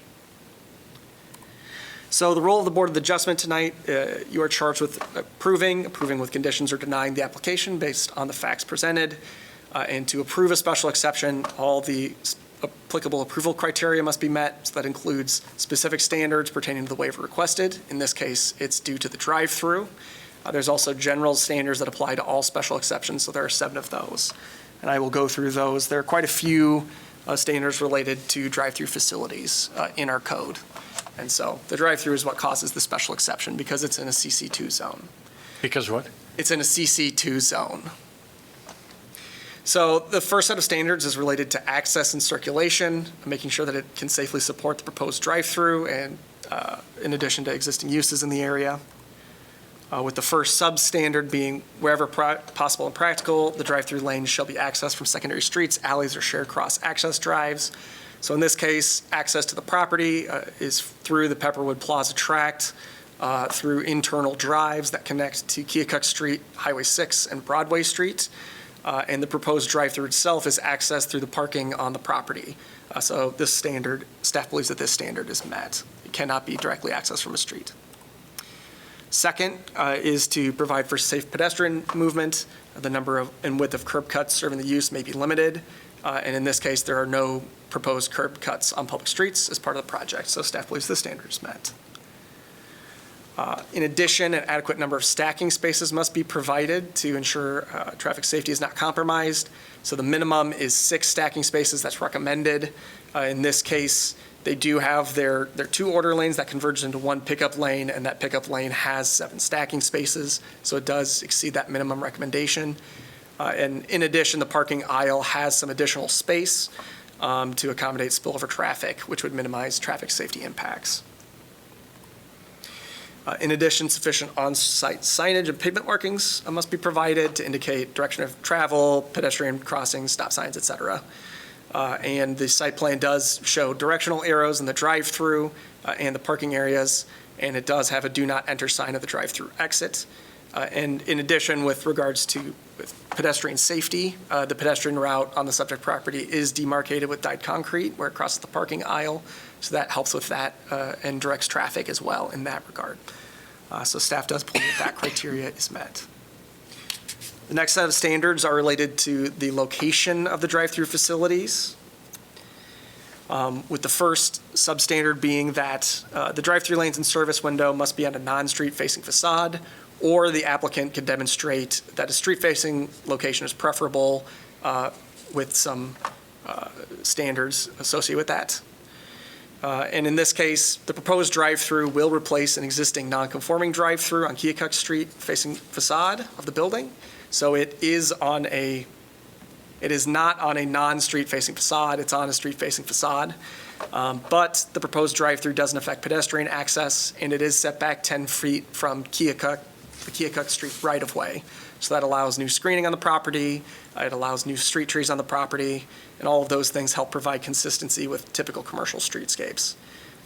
In addition, the drive-through is consistent with adjacent commercial uses, doesn't really alter the character of the area at all, and the screening that's being added will help minimize impacts to surrounding property and the pedestrian environment. So based on that, staff does believe that this criteria is met. In addition, must be set back 10 feet, and it is, and there is screening as provided, as I will discuss shortly, but this standard is met as well. And that brings us to the design standards regarding the number of drive-through lanes, stacking spaces, paved areas, and their effect on surrounding properties. So the first substandard with this is to promote compatibility with surrounding development. The number of drive-through lanes should be limited to not diminish the design quality of streetscape or safety of the pedestrian environment. So again, 2 drive-through lanes converge into a single pickup lane. There's a 12-foot bypass lane as well. Both of those are along the west edge of the property. But the property is in an audio-oriented commercial district, and the drive-through replaces an existing non-conforming drive-through that is closer to the property line and provides less screening. So with the setback, with the additional screening, it will help minimize impacts to surrounding properties and the pedestrian environment. Second is that they shall be screened to the S2 standard from surrounding land uses, and if it's residential, then it has a higher standard. In this case, they are showing S2 screening from Keokuk Street, and there are no adjacent residential uses.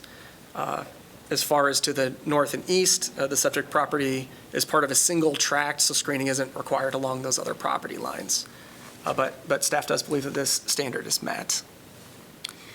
Third is that multiple servicing windows, servicing a single stacking lane should be considered to reduce idling. In this case, they have 2 kiosks for ordering, a single window for payment and pickup. They looked at other options and didn't believe that those were worked with the site. So staff does find this criteria to be met. Fourth is that the stacking spaces, driveway, and drive-through windows are located to minimize vehicular and pedestrian conflicts, integrate into the streetscape and the neighborhood. And in this case, no new vehicular and pedestrian conflicts are created. There may be some conflicts where the drive-through will exit onto the internal drives, but it's similar to what's there currently. And there is adequate room to maneuver, traffic speeds are slow, traffic volumes should be relatively low, and visibility is good. So staff doesn't believe that that would create a substantial issue. And again, the drive-through replaces an existing drive-through, and those landscaping elements will help integrate it with the surrounding streetscape as well. Fifth is that lighting must comply with the outdoor lighting standards in the city code, and those are typically reviewed during site plan review, so staff will ensure that those standards are met to prevent light trespass and glare on neighboring properties during the site plan review process. There is a sixth criteria that was repealed, and then the seventh specific criteria is that loudspeakers or intercom systems should be located to minimize disturbances on adjacent uses. Again, there are 2 kiosks for ordering. They are oriented north or northeast, which means that they don't face the right-of-way, they face the internal drive, and the property is not adjacent to residential uses, so staff doesn't believe that this would be an issue either. And like I said, there are 7 criteria that we look at for all special exceptions. The first is that it won't endanger public health, safety, comfort, or welfare. So again, replaces an existing facility. The proposed eating establishment is smaller than the previous establishment, so vehicular traffic should be similar or should not substantially exceed previous levels. There is vehicular circulation and access that's adequate to facilitate the drive-through, to facilitate pedestrian access, and then there may be some potential conflicts, as I mentioned, at the exit of the drive-through, but staff does believe that that doesn't create any safety issues. Second is that it won't injure the use or enjoyment of properties in the vicinity. So again, in a commercial area and is complementary with surrounding uses, screening and street trees will help mitigate impacts to the pedestrian environment and the neighborhood at large as well. Third is that it won't affect normal and orderly development within the district, and the surrounding area is fully developed with commercial uses. So staff doesn't really believe that future redevelopment and improvement of surrounding properties would be affected by the proposed drive-through. Fourth is that there are adequate facilities for the use, and there are already utilities, access roads, and facilities established for the area that can meet the site requirements. But the project does actually expand green space on the site and landscaping, so that should reduce stormwater runoff, which we see as a net positive. Fifth is that measures have been taken to provide ingress and egress, which minimize traffic congestion on public streets. So again, there's adequate stacking spaces with this use. I've already mentioned the potential conflicts, but there are signage and pavement markings to direct vehicles through the site. There's other markings to bring pedestrians through the site as well.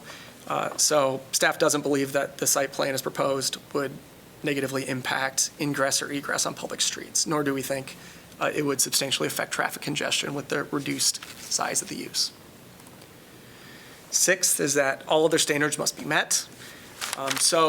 This is a situation where, like I said, it's an existing non-conforming development. It was approved prior to our current zoning code in 2005, but because the non-conforming use is being removed, then all non-conforming development on the site, which would be things like parking, lighting, screening, must be brought into compliance with current zoning standards.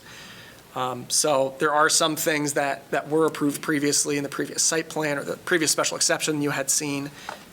Those would no longer be allowed, and the goal is to rectify those with this.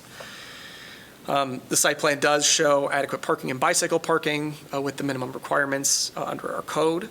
And like I said, it brings several aspects of it into compliance with current standards. So those are things like parking spaces on a drive, replacement of non-conforming drive-through, the addition of street trees, additional screening, et cetera. But staff generally reviews all of these things during site plan review, and they also are reviewed at building permit review. So staff will ensure that these standards are brought into full conformance. And there are some things that still need to be adjusted from the site plan before you today.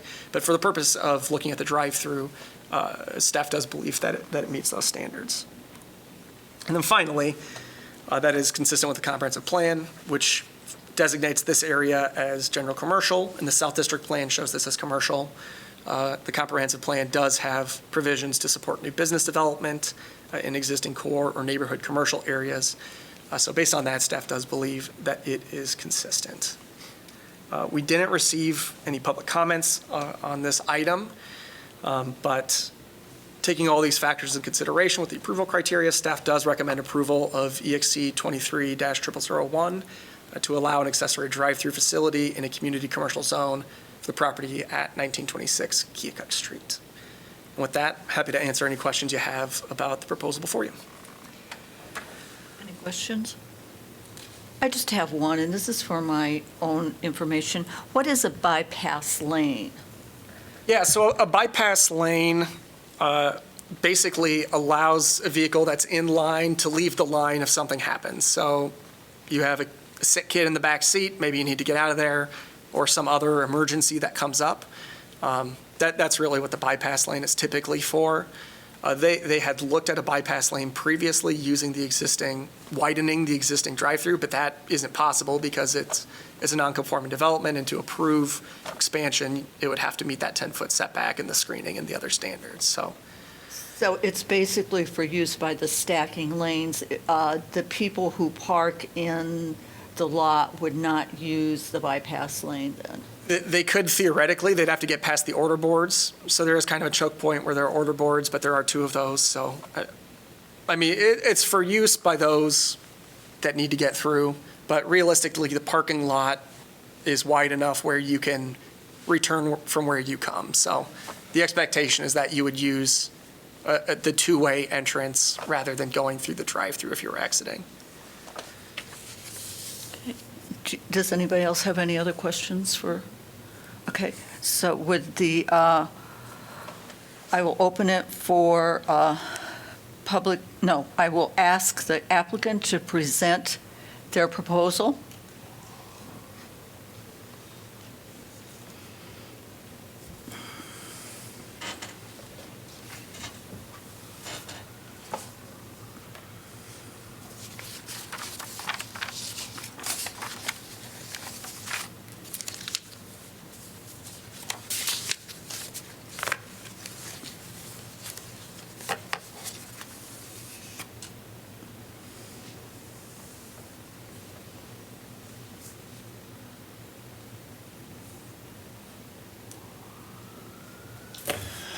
Good evening.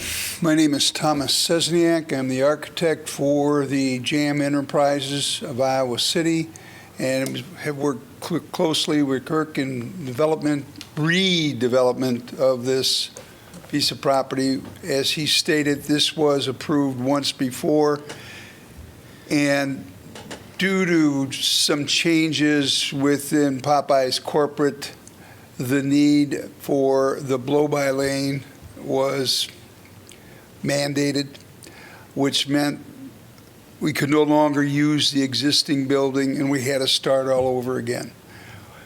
We are putting in a brand new building from ground up. It'll have all new utilities, all new everything, including the landscaping, as he alluded to, as well as the blow-by lane and the double drive-through, and the actual window for pickup does not face the streets at all. Any noise that'll be generated by that or cars parking there are internal to the existing Pepperwood Plaza. Upon your approval and acceptance of this special exception, the drawings for all this work, including the site plans that you saw in the landscape plans, will be resubmitted to the building department. And I'll work closely with Kurt, because he did say there was one item on this landscape plan that he wanted to discuss. And I'm sure we can make that go away and conform to what the minimum standard that he's referring to requires. Other than that, we look forward to your approval so that we can go forward with construction. We hope to, March will probably start after permit review process is probably like 6 to 8 weeks.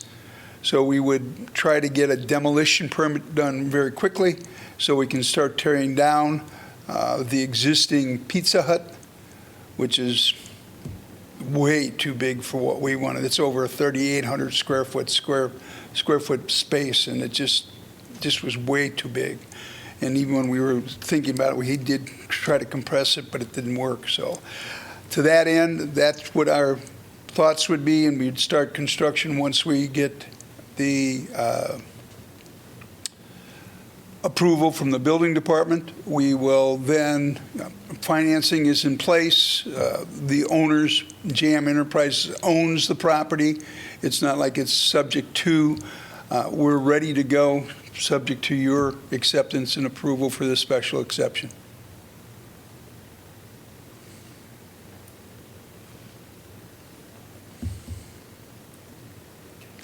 Does any board member have a question?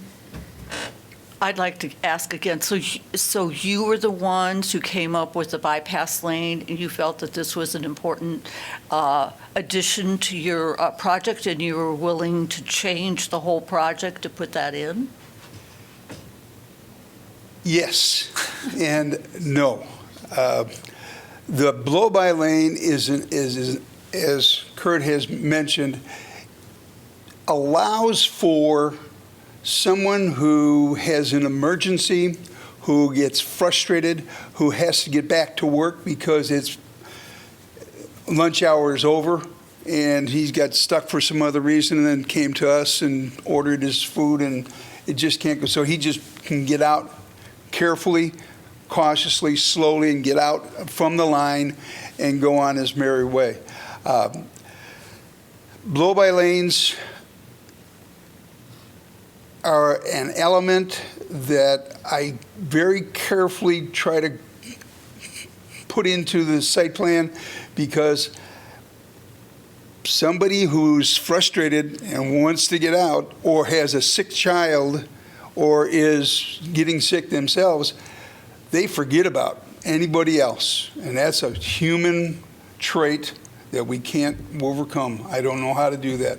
So yes, I like them, but I don't like them. I don't like them because they take up so much room on the site, and it's more paving and it's less grass and less green space that I can incorporate into the site by reducing and getting rid of the Burger King, the Pizza Hut. There is more green space, which is something that we very much like to incorporate into the site, as much green space as we can, because it just calms people down and it's easier for us to maintain and things of that nature.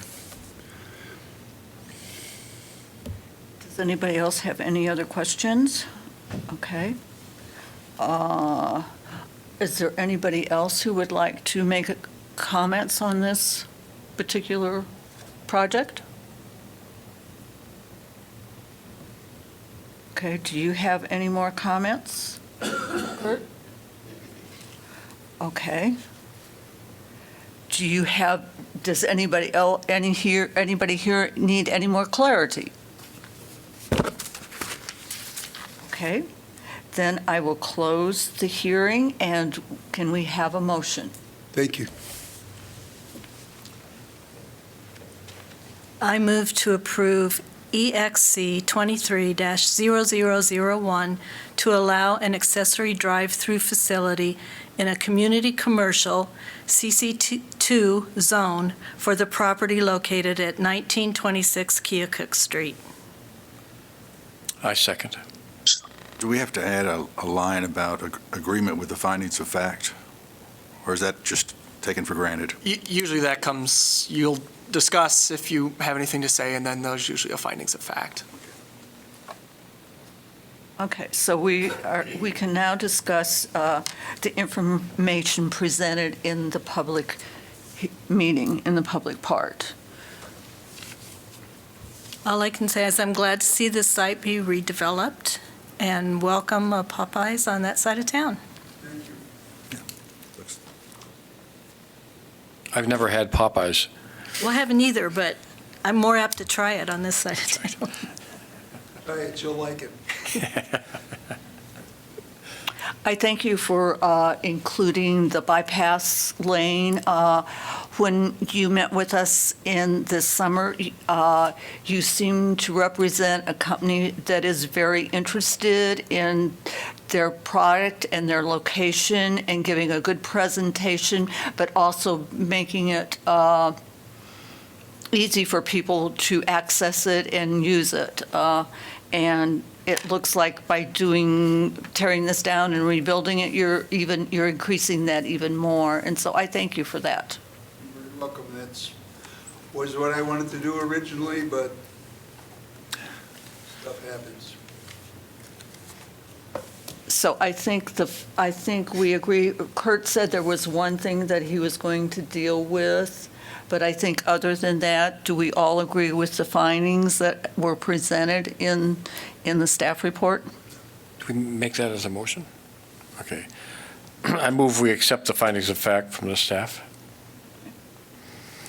Second? So we can vote on it now?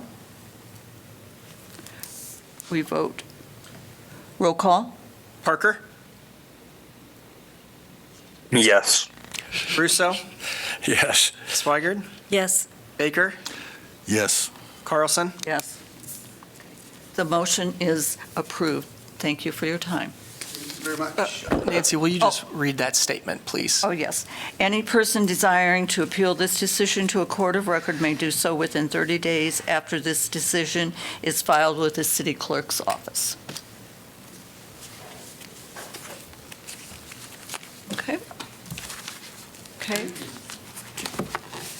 And now we move on to EXC 23-0002, an application submitted by the Domestic Violence Intervention Program requesting a special exemption to allow a community service shelter use in an intensive commercial C1 zone for a new emergency shelter at 612 Olympic Court.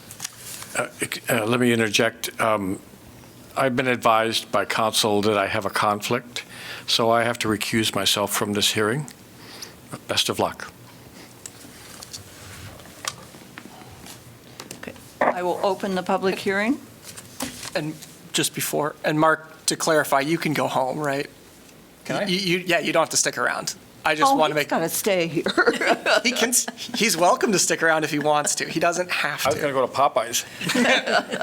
I just wanted to make that clear in case. All right, thank you. It's up to you.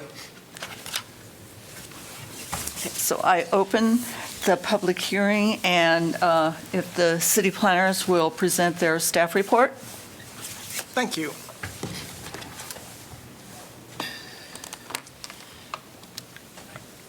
Okay, have a good one. So this is regarding proposed shelter use in an intensive commercial zone for victims of domestic violence at 612 Olympic Court. It's being applied for by the Domestic Violence Intervention Program. So to orient you to the site, Olympic Court is off of Boyram Street. It's actually pretty close to the other special exception that we have, so it's west of Keokuk Street, surrounded by primarily commercial uses with an institutional use to the west, which is the current shelter use. There's also, all of the sites are currently occupied as far as I can tell. To the northeast, it does look like a vacant parcel, but that is currently a new Quick Trip property as well. But the existing property is currently just a parking lot, and there's also an existing cell tower on that property. So it is zoned intensive commercial, as are the properties to the south and west. Intensive commercial are generally for areas for sale and service functions and businesses. So operations are typically characterized by activities or operations that use a larger amount of land. But legislatively, City Council has agreed that that does include shelter uses by special exception if it meets approval criteria. To the north and east, there are community commercial uses. Again, that's kind of the major business district that serves a significant segment of the community. So with regards to the actual lot itself, it's a pretty large lot, around 30,000 square feet on the northeast of that bulb of Olympic Court.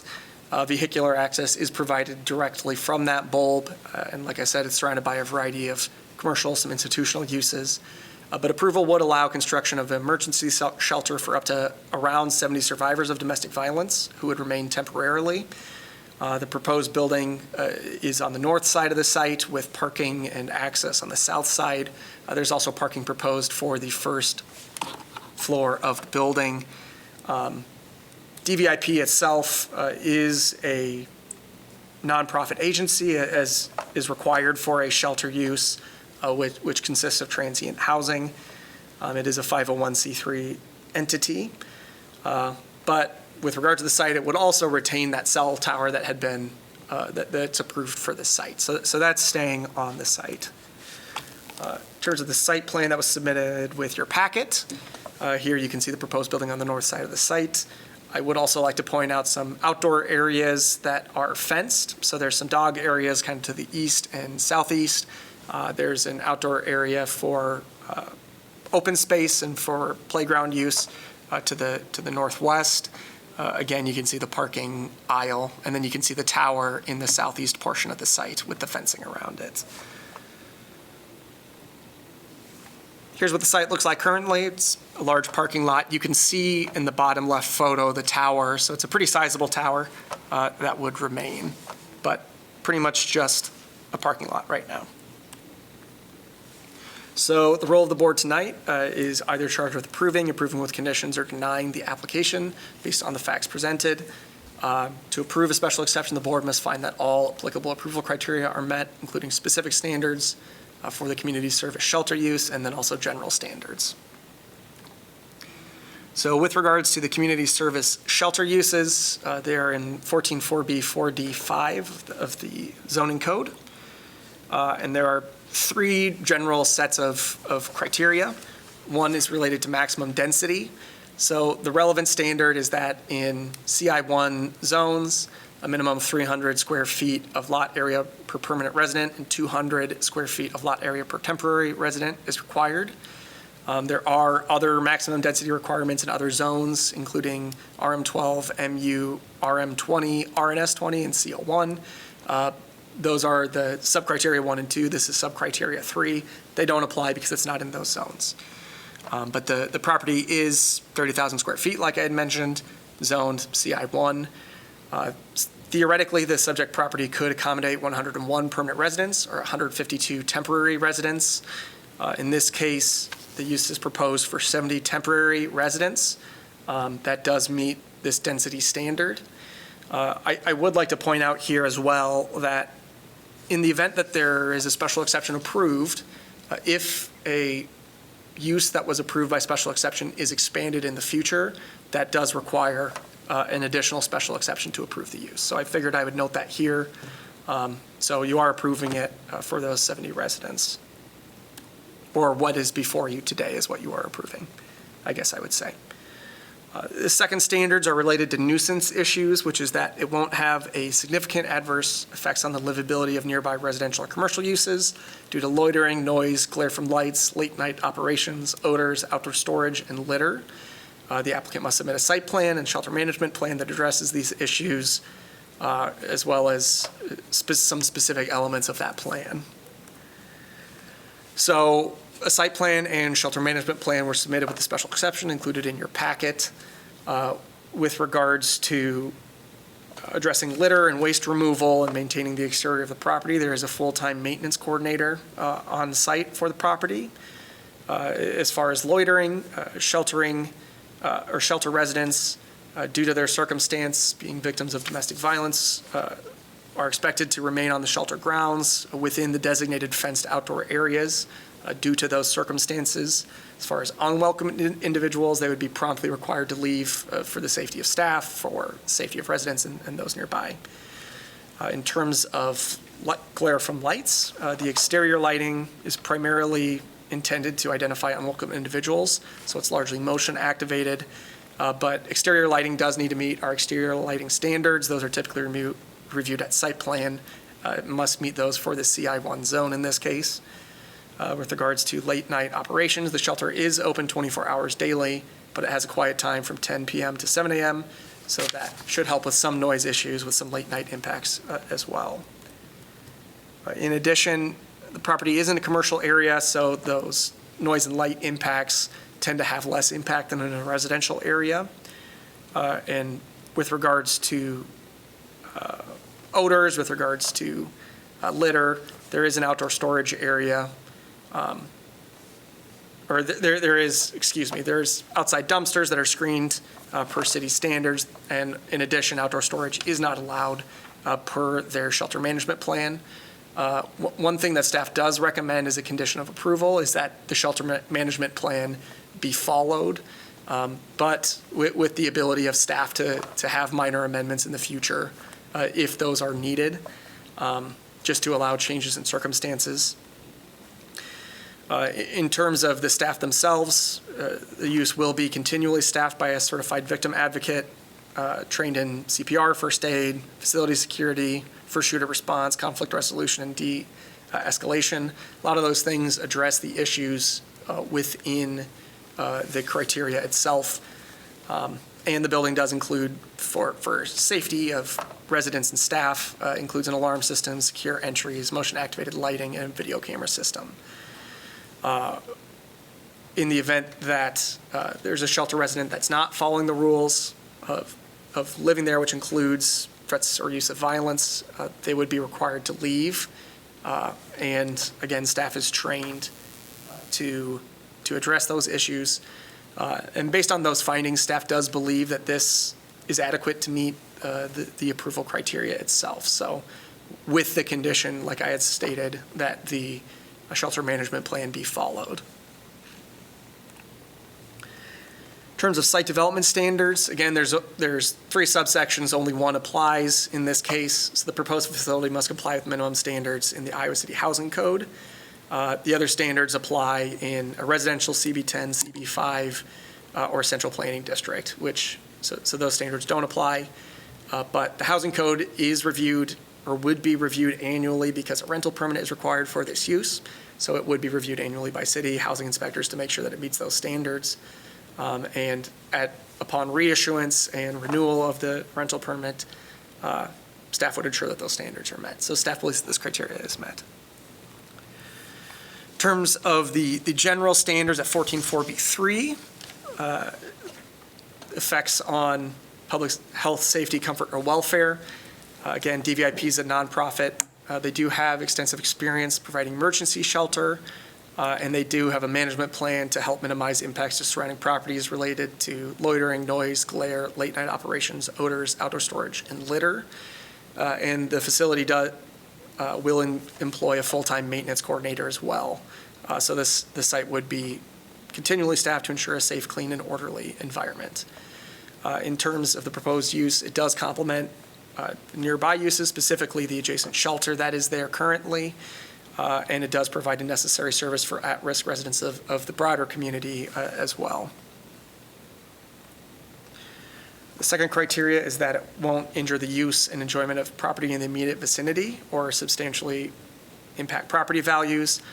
The adjacent property has contained a shelter use. It's been a shelter use for 30 years, and adjacent uses have continued to be occupied over that time. And the proposed use with regards to the scale of the building is of a similar scale to nearby buildings. And the management plan staff anticipates will help minimize impacts on surrounding properties. So staff believes that this criteria is met. Third is that it won't impede normal and orderly development of surrounding properties. So the area is fully developed with a mix of commercial and institutional uses, including an existing shelter for 35 survivors of domestic violence directly to the west. There are setbacks that are adequate to physically prevent the ability of surrounding properties to develop, so there's no issues with something right on a property line. And it's expected that shelter residents will remain on the shelter grounds due to the nature of their circumstances, but be active after business hours, which should limit impacts on surrounding properties as well, again. 4 is adequate utilities, roads, drainage, et cetera. It's a developed area, so it has access to those facilities to meet the proposed use. There is also transit access within 500 feet of the proposed use, so that makes easy access to the transit system as well. And the project does reduce pavement on site and restores some open space for residents, which should also assist with stormwater runoff compared to the existing parking lot that is there. Fifth, measures to address ingress and egress with traffic congestion on public streets. So the proposed use has a vehicular and pedestrian access from Olympic Court, currently has the capacity to accommodate additional traffic. Again, transit is located nearby, which should help minimize some vehicular traffic impacts. In addition, there's adequate parking spaces for the use and based on the standards in the underlying zone. There's also some on-street parking available on the south side of Olympic Court. And the proposed use is not expected to substantially affect access on the public streets. And staff doesn't believe that would substantially affect traffic congestion either, given the traffic volumes on that road, with it being a cul-de-sac. 6 is that all other standards must be met. So again, the site plan shows adequate parking spaces and bicycle parking spaces to meet the minimum parking standards. It's currently a parking lot without a primary use, so the site plan does bring several aspects of the subject property into compliance with our current zoning standards. It includes things like screening and street trees, but staff will ensure that the proposed use complies with all applicable standards, again, at the time of site plan and building permit review. Finally, that it meets the comprehensive plan of the city as amended. So the future land use map does look at this area as being intensive commercial. The South District plan shows it as commercial, but the comprehensive plan vision does support compatible infill development. The zoning code does indicate that this use is compatible or can be compatible within a CI1 zone with the approval of a special exception. And the South District plan also specifies that there's an opportunity within commercial areas to explore the potential for mixed use, residential or institutional uses, as long as it contributes to the overall health of the surrounding neighborhood. So based on those findings, staff does believe that it's consistent with the city's current plans. Now, we did receive a piece of late correspondence, so it wasn't in your packet, but I forwarded it to you prior to the meeting, and you have it before you right now. In summary, the correspondence was from Kim White on behalf of John Barron, president of Barron Motor Supply, which is a neighboring property owner. They have some concerns about the saturation of shelter uses on the within this area, in addition to crime safety concerns and effects on property values. They suggested that commercial use better fits the site, but they did also note that if the project were approved, that they would be interested in fencing along the lot line to make sure that their property is maintained in a safe manner to address some of their concerns. Taking this into effect, staff does recommend approval of EXC 23-0002 to allow community service shelter use for the property at 612 Olympic Court, subject to one condition, which is that the shelter use comply with the submitted management plan dated January 23rd, 2023. That's the one in your packet. But staff would also recommend that condition allow minor amendments to the plan to be approved by staff if circumstances change or something comes to light where there's a situation that needs to be addressed. And that concludes staff's presentation. If you have any questions for me, I'm happy to answer them. I'd like to go over, I'm sorry, do you have any questions? I do. Regarding these kennels, are those for use of the victims of domestic violence that would be bringing pets with them? That is my understanding. My understanding is it's not a commercial kennel where you can kennel a dog, which would be Right. a different principal use subject to different standards. Did they submit any site development plan for these kennels? In other words, are they weatherproofed? Are they just fenced areas? Do they have a pet management plan describing how pets will be handled? I don't believe that they included a pet management plan in their shelter management plan. They probably have individual policies, but it's not part of your application before you today. And we don't have detailed building drawings or anything that were submitted either. Does the shelter to the west, the existing one, have existing kennels? I would defer to the applicant to answer those sorts of questions.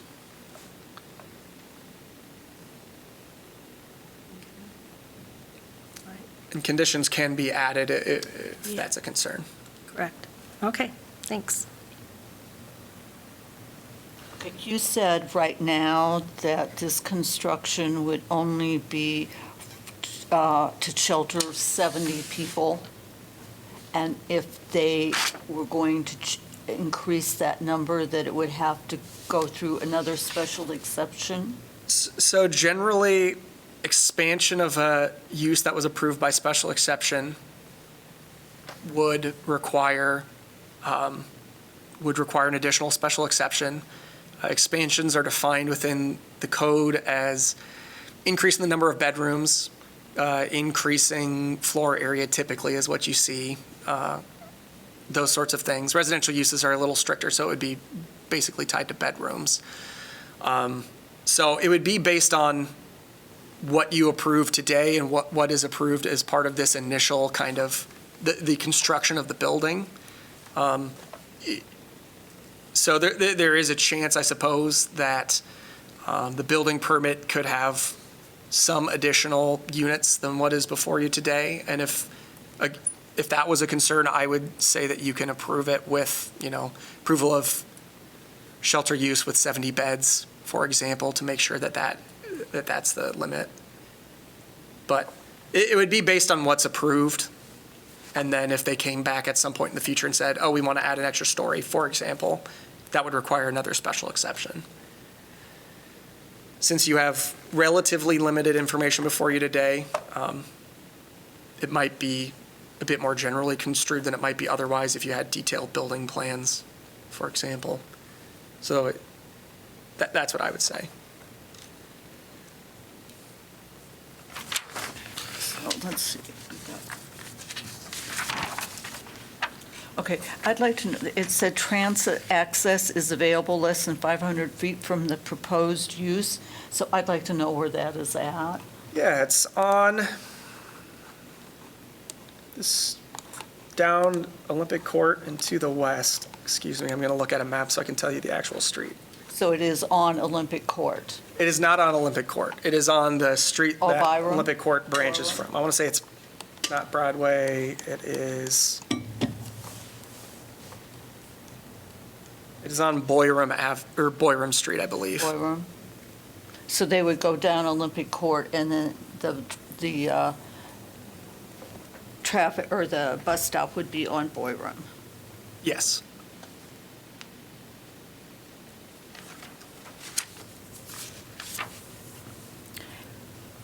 And, let's see, I can't find, the parking space thing. 15 parking spaces? And, yeah, here are 15 parking spaces and 4 bicycle parking spaces. Shows that the site plan shows 15 parking spaces and 4 bicycle parking spaces. Okay, is that just for the residents? Will there be people working there? Is that included in those 15 spaces if people come to work? Because I assume that they will have people working there. Where do they park? Yeah, so the parking spaces for shelter use are based on both staff and residents, and I'm just trying to get to it. So it is staff and residents? Yeah, for I that? believe that it's 10%, 1 spot per 10 residents, and 1 spot per on-site staff. I believe that is the standard. And bicycle parking,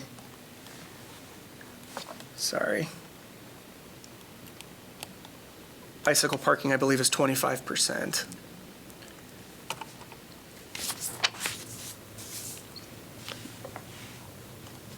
Do you have any questions?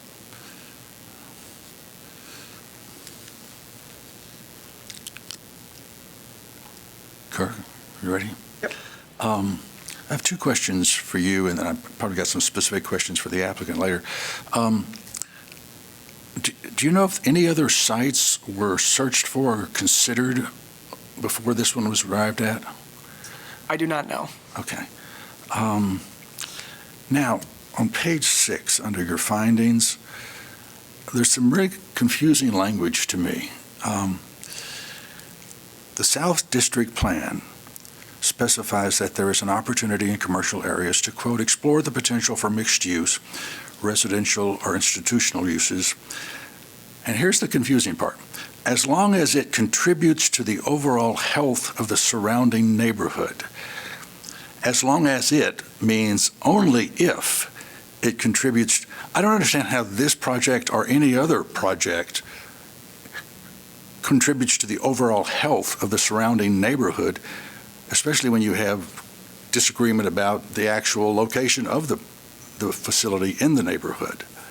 So is this boilerplate? I don't understand why this is a criteria as contributing to the overall health of the surrounding neighborhood. I have no idea what that means. Sure. So what the criteria itself is the proposed exception will be consistent with the comprehensive plan of the city. So in looking at the South District Plan, it does contemplate within commercial areas that they can be uses other than commercial areas. Sure. I believe in the creation of the South District Plan, there are some concerns about concentration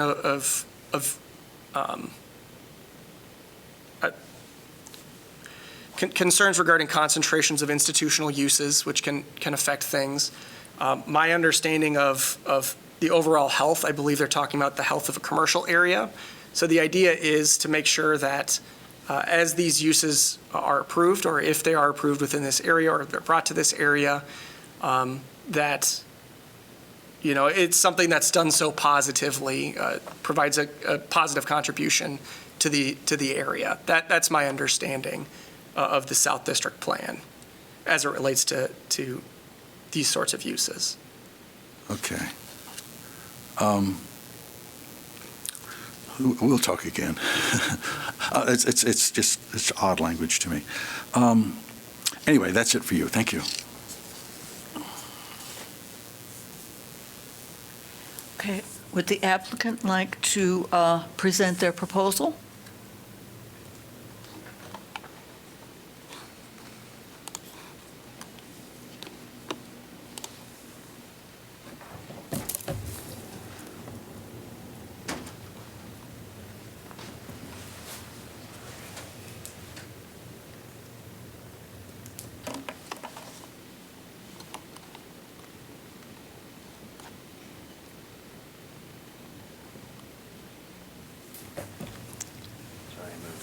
That's all right. Good evening. My name is Christy Fort Mendoza. I'm the Executive Director of the Domestic Violence Speak up a little Prevention bit. Program. How about if I do that? Does that help? Okay, thank you. And I'm really happy to be before you today.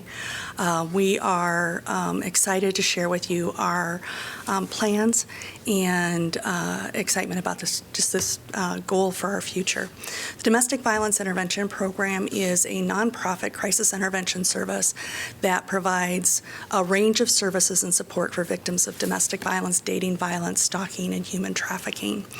And over the course of the years, many of you may be aware that we've had a domestic violence shelter, and we've actually been in the adjacent property to the one we're proposing for more than 30 years. And in that time, we house approximately 300 to 350 women, children, and men a night. 350 over a year, 35 a night. And what I will tell you is that we're full every day. There's no other way to put it. We are full every day. One of the things that happened about 10 years ago is that the state of Iowa restructured how it funds domestic violence programs and sexual assault programs. And as a result of that, half of the programs in the state closed, and we lost almost 2/3 of our shelter beds in the state of Iowa. We went from 28 shelters to 8, and that's all that exists now in Iowa is 8 domestic violence shelters. And for us, we've known for some time that we're not meeting the need. We have requests of about 450 individuals women, children, and men every year that we can't meet. What we do is that when individuals are in immediate danger and our shelter is full, which, like I said, it is every day, we will put individuals in hotels, which is an expense that is prohibitive and very difficult, or we'll try to find another safe place for them to get to temporarily until they can come into shelter. As I said before, right now we're serving about 350 individuals a year. With this expansion, we will be able to support about 700 individuals a year, which will be significant in meeting that need that currently exists. As I said before, we've been in our current location, which is literally the adjacent property, for more than 30 years. It is our intention and our goal to use those two buildings collaboratively, but only one of them will be a shelter, and that would be the new building. The collaborative use of the building we're currently in would be for storage, for some services, and with the goal of some potential low-income housing for transitional and permanent purposes for former victims. We come to you today to talk about this project and answer your questions. You guys had some great questions. I'm looking forward to answering them for you. I do want to see what I'm missing and grab Rob for a second. My name is Rob Decker. I'm with Axiom Consultants. We did the application for the project. We're also the engineer and the owner's representative, and I'm the project manager individually for the project. So, what questions can we answer for you about the project? Rob, I have questions for you regarding the design of these kennels. well, I wouldn't call them kennels for starters. Okay, They're not right. kennels. Okay. They're, and Kirsty can speak to the specificity of them. I'll speak to the design of them. They're temporary spaces, much like the shelter is, and the intent of them, they're healing spaces because, and she'll speak to that, but in terms of the victims not wanting to leave their pets behind. The shelter is one of the, I think the only one in the state that has these facilities, and they're currently overwhelmed, much like the shelter is. I think there's 2 and 2 for dogs and cats. This would effectively double those. But they're temporary spaces. Obviously, the victims are usually in the common spaces or in their rooms. They can go to these spaces to essentially hang out with their pets by themselves. So they're almost like little therapy rooms with an outdoor space that a pet obviously needs. The intent is not, the dogs do not get kenneled outside by any means. It's a very brief period. There's a little space in addition to those that Kirk talked about on the east side. Those are sort of the one-on-one. There's one little kind of yard area that's smaller, which would be more if there were folks that wanted to have them together, but that's sort of the layout of what those are. In terms of how they would be designed, there's an organization, again, Christy can speak to that much better than me, but there's a national organization called Red Rover that does a lot of this in partnership with the shelters, and they would help with the design of this. They're experts at it. We obviously will do the engineering plans for it, but they will do the specifics of it. They're very, very good at that, and they are covered. They would be private. They would have, a fenced area, but that would be it's not open. You wouldn't be able to look into it, and for obvious reasons. So that's sort of on the design side of that. I'm really excited to share information about our program. It's called Cooper's House. And DVIP was one of the first programs to have a pet program in Iowa. We've been doing that for about 20 years. But in 2015, Red Rover, which is a national organization that Rob just mentioned, approached us to help us build kennel shelters at our current shelter location. And it's designed to be a space where victims can bring their pets along with them.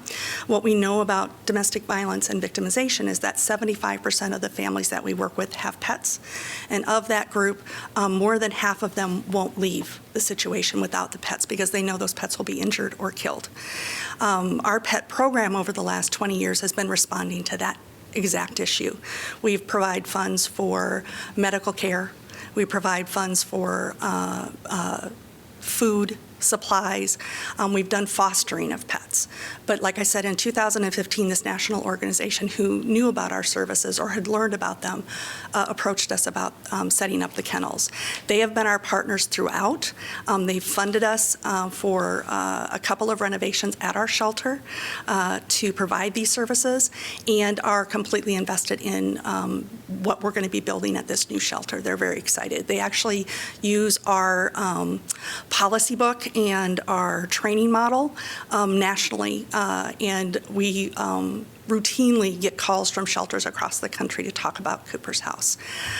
We've been very, very lucky to have such tremendous support. I can't say enough about Johnson County as a community being supportive because leaving without your pet is incredibly difficult. And I will tell you, we have served it all.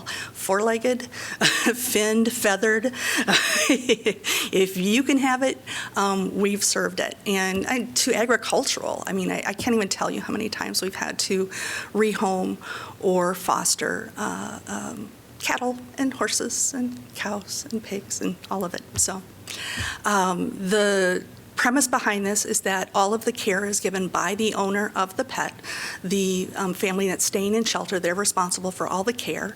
The design of the rooms is so that they have a space where they can privately be with that pet for whatever time period they want, and that other shelter residents don't interact with the pets in any way, shape, or form. The design includes a pass-through door that goes to an outside kennel space that is completely enclosed. And so pets, whether they're cats or dogs or whatever, would have indoor-outdoor access. And then we also have a walking play area where families can take their pets. That's on the opposite corner of the proposed building from the youth outdoor play area. So what if, do you partner with any local services in case a pet comes in and then gets ill, or do you partner with Iowa City Animal Control, local vets? Can you describe that a little? Absolutely. Our staff are trained by Iowa City Animal Control, and we work with the Iowa City Animal Shelter very, very closely. They provide for us resources and medication and a whole myriad of just what you need, right? But the training is probably the most critical thing that they provide to our staff in the appropriate handling and care of animals if something were to happen, so that our staff are well prepared and able to respond to an emergency situation. In addition, we have relationships with all of the animal rescue programs in our 8-county service area, which starts with Johnson County, Iowa Cedar, Washington, Lee County, Van Buren County, Henry, and Des Moines counties, so straight south. And so we have animal rescue programs that we work with for fostering and assistance with our volunteer program. And then we also work with veterinarians who give us services at their cost or donated. Great, thank you. I appreciate all those details that wasn't in the report, and you've answered all my questions. I will tell you, I love talking about our program. We are the only program in the state that provides that at this point. Mm-hmm. And it's something we're actually working with Red Rover to help get going with other DV programs in the state, the other 7 shelters. So you said you want to serve 700 individuals a year. Mm-hmm. So at what time of day do most of your clients come? I'd sort of like to have an idea. I mean, I realize that you need to be very careful about the activities you need to protect your clients as much as possible, but I would like to get an idea of how they come and go to your facility in relation, because there are other neighbors. Yes, absolutely. And so I want to know, will they feel comfortable with this? And we've been there for 30 years, and so we've had good relationships with our neighbors. And even Barron's, their staff are amazing, have done volunteer work and have done donations of support around auto parts and things along that line for our clients. So we have great supportive neighbors. In terms of your question, generally how somebody has contact with our shelter is through our 24-hour crisis line, and that's where we do our initial assessment and lethality assessment, meaning trying to find out how serious their situation is, because we are full 100% of the time. And so strictly speaking, it's higher lethality cases that are going to come into our shelter. Generally, those happen pretty much, I'm going to be real blunt, it's mostly 9 to 5. Because when we're having contact in the overnight hours with anybody, it's typically through law enforcement, and it's a situation where somebody has been arrested and that person is still in their home, but it's not going to be safe for them to stay there. And so they'll typically contact us in the overnight. We'll have conversations with them and make arrangements with them during the day to come in.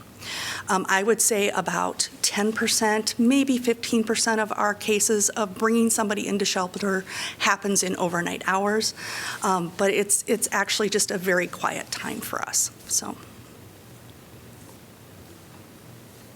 One of the other things I'm wondering about is our cars and the parking, and it says that there is only parking on one side of Olympic Court. So I went down there, I didn't look carefully. I know, like, the used clothing store has a parking lot. I can't remember if the rest of them had parking lots, but would this, have an impact on their parking? And because we intend to keep both properties, just a kind of down and dirty really quick. Right now, our staff parks in the open parking lot we intend to build on, and our clients park in the shelter parking lot. The reverse will happen when we build the new building, because we intend to keep that second property that we're in right now, and we will continue to use that. And so the parking that is on the the parking on the proposed lot that you see here, and then also on the main floor underneath in the building, that's all designed primarily for victims. Could a staff person use it if we absolutely needed to? Yes, but it's not the way that we currently practice and don't intend to, so. And you would prefer to have them park in the buildings so that they... For residents, absolutely. That was one of the key issues when we were building this, when we were putting this design together, is having underground parking with garage doors that cover was for security and for anonymity for the individuals that we're serving. We don't have any garage space at the current building we have, and if a batterer can kind of figure out where we're at, they can find out if their partner's there by seeing their car. It's very, very frustrating. So there's the four out front that you can see on the. You want to talk Sorry. into... I always figure most people tell me I talk too loud anyway, so. There's the four on the south side there on the front that you can see. There's 4 general stalls there, and then it's just a building footprint, but there's 11 stalls inside the garage on the interior through a secure door that has a card access. So, and then what Christy's talking about the existing shelter are that line of stall, yep, right there to the west. Those are for the other building though, and that's a completely different site that's considered separate from this one. Yep. I have a question about the fencing, since that seems to be an issue. What type of fence will be used? It will be opaque fencing? No, and as is true with our current building, we do have fencing that you cannot see through. It's 6 feet high, and it is a molded plastic fencing. We intend to do, I believe we're going to do wood fencing, but we will have another security fencing for this location as well. That's something we will maintain and continue. We've also have fencing on the current building site that we did for security reasons, just because it's an open lot and we wanted to have that secure measure. So yeah, fencing is something that is a part of our proposal. So. And will the fencing go to the lot line? Yeah, I mean, it'll be within the constraints of what's allowed by code. Right. I'm trying to remember now. I think it's either 6 can be on it, inches you or- probably know better than me, or within 2 feet of it. But it'll, essentially, yes, Right, it'll be little- out at the edge. What the right. code is. Yeah. Okay, thank you.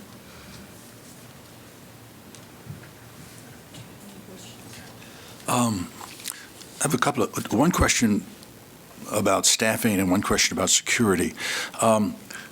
You have a full-time maintenance person, but is that 24/7 on-site or just full-time employment? And so how many people on-site are there 24 hours? So in our current building with 35 people a night, we have one full-time maintenance staff person.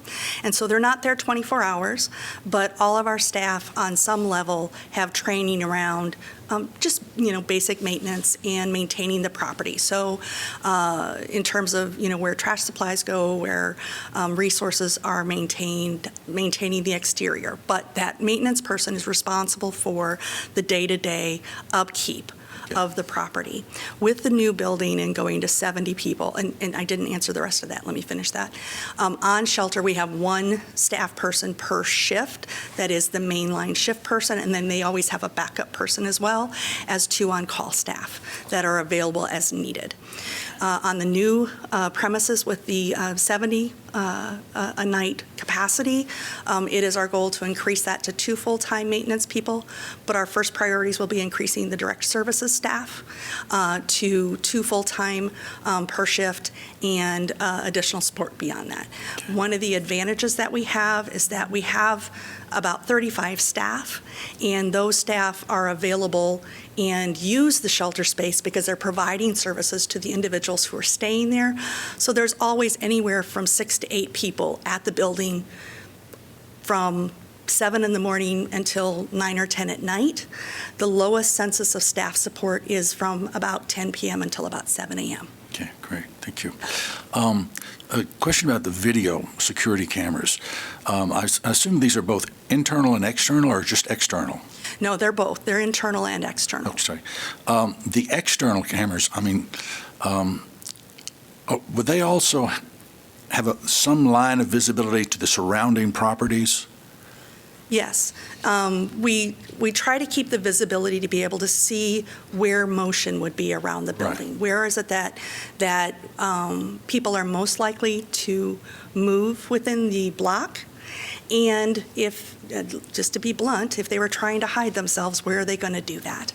And so the security system was designed specifically for the property that we're on right now, and the same process will happen with this new building, that we will have security professionals who will review and determine where we need to have those camera systems. I'm just trying to see, one of the concerns of objectors would be that the people coming in that are a threat to their property, and I'm just wondering if these sorts of video cameras are actually an asset, positive asset for the neighbors as well as for the shelter itself. With the proximity of where this building site is, I do believe that is the case. I will also tell you a little-known secret about the domestic violence program is that batterers don't want to get caught there. Bluntly, they may want their partner to believe they know where it's at, but for the most part, batterers really just don't want to be caught there. How long do you store the tape?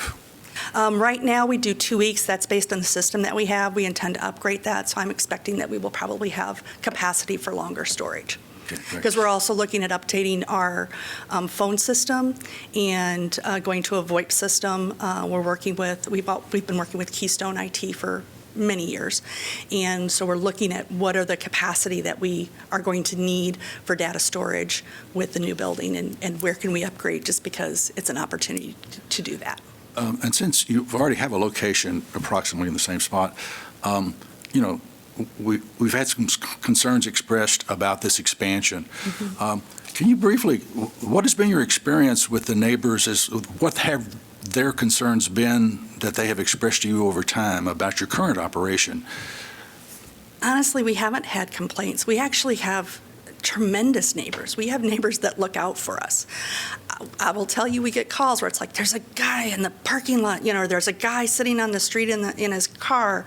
We get those calls because they are concerned and support the victim survivors that we work with. And so I understand people's fears and concerns. I'm not going to diminish that in any way. But our relationships have been strong. And many of our neighbors are donors to our program.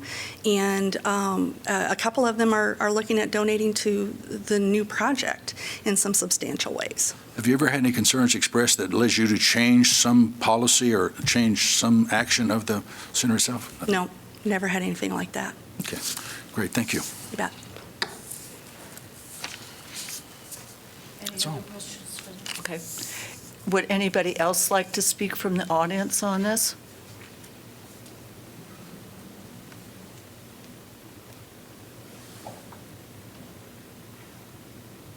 Okay.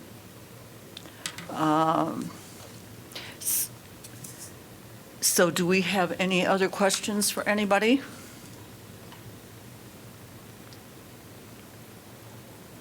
Bryce, do you have any questions? No questions. Okay. Then I move that the hearing is closed and that we make a motion. Kirk, I need that thing back up. Oh, what? That? I don't know what happened there. There you go. I move to approve EXC 23-0002 to allow a community service shelter use for the property located at 612 Olympic Court, subject to the following condition: compliance with the submitted management plan dated January 23rd, 2023. Staff may approve minor amendments to the plan. Second.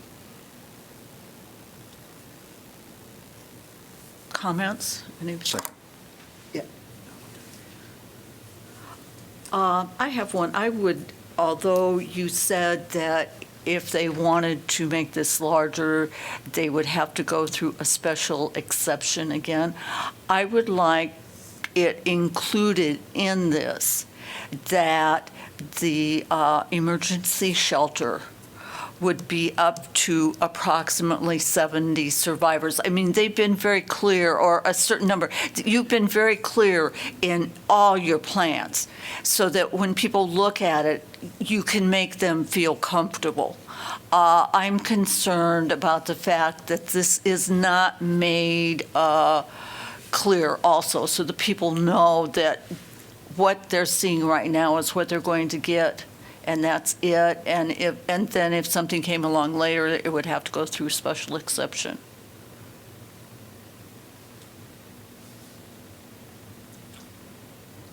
I don't have strong feelings about that particular issue, but if you wanted to change the motion,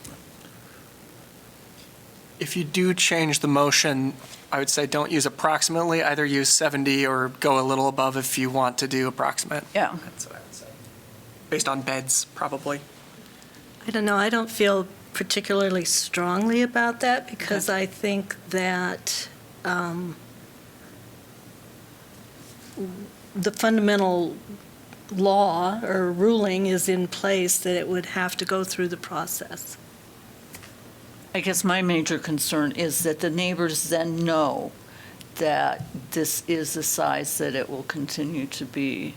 I think, I appreciate that, but I think the neighbors, if they have concerns about that, they could follow up with city staff about that particular issue if they had. Any other comments, any other things that we need to discuss? Okay, so do we feel that the findings of fact are indeed supportive of the criteria they need to meet? yes. I concur with the findings set forth in the staff report of What's today's date? March 8th. March 8th, 2023, and conclude that the general and specific standards are satisfied.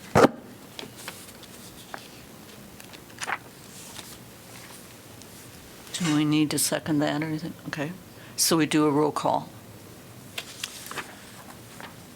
Okay. Russo is not here. Swigert, Yes. Baker, Yes. Carlson, Yes? Parker. Yes. Okay. The motion is declared approved. Any person desiring to appeal this decision to a court of record may do so within 30 days after this decision is filed with the city clerk's office. Thank you. Okay, and now we have one more thing, to approve the minutes from the last meeting. Would anybody like to make would any?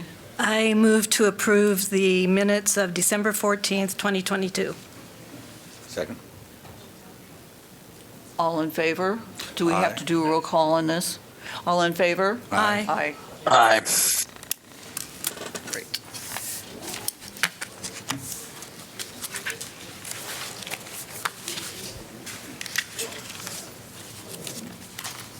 Announcements, Nancy? Oh, do we have announcements? I got a couple. Oh, that's right, I'm sorry. Announcements and adjournment. Okay, so we will meet next month Yep, April 12th. on April 12th. Yes. And Kurt had sent out a memo, and so if anybody has Conflict of interest. conflict of interest with the thing on Van Buren Street, they need to recuse themselves, let Kurt know about that, so he can find someone else. Yep, and Larry Baker's already told me that he's had some previous conversations, so he feels more comfortable recusing himself. We have found an alternate for him already. What? Yeah, you've already been replaced. Easily It's that easy. Easily replaced. And we do have a second alternate, so if there is something that comes up, we're ready to go at least. So we've had some volunteers, which is nice. The first time I remember it being a little tougher to find someone, so Okay. that's a positive thing. I did want to say hi and thanks to Larry Baker for joining the board. New commissioner, you all met him already. I always do it at the end, which is stupid because we should do it at the beginning of the meeting, but here we are. And then finally, Community Police Review Board Forum is on April 20th at 5:30 at the Iowa City Public Library. If you are interested, I included a flyer at your desks. So April 12th is the next time I'll see you. Right now, we have one case. There's a chance that we'll have a second, but we haven't gotten an application and it's due by Friday. So we'll see.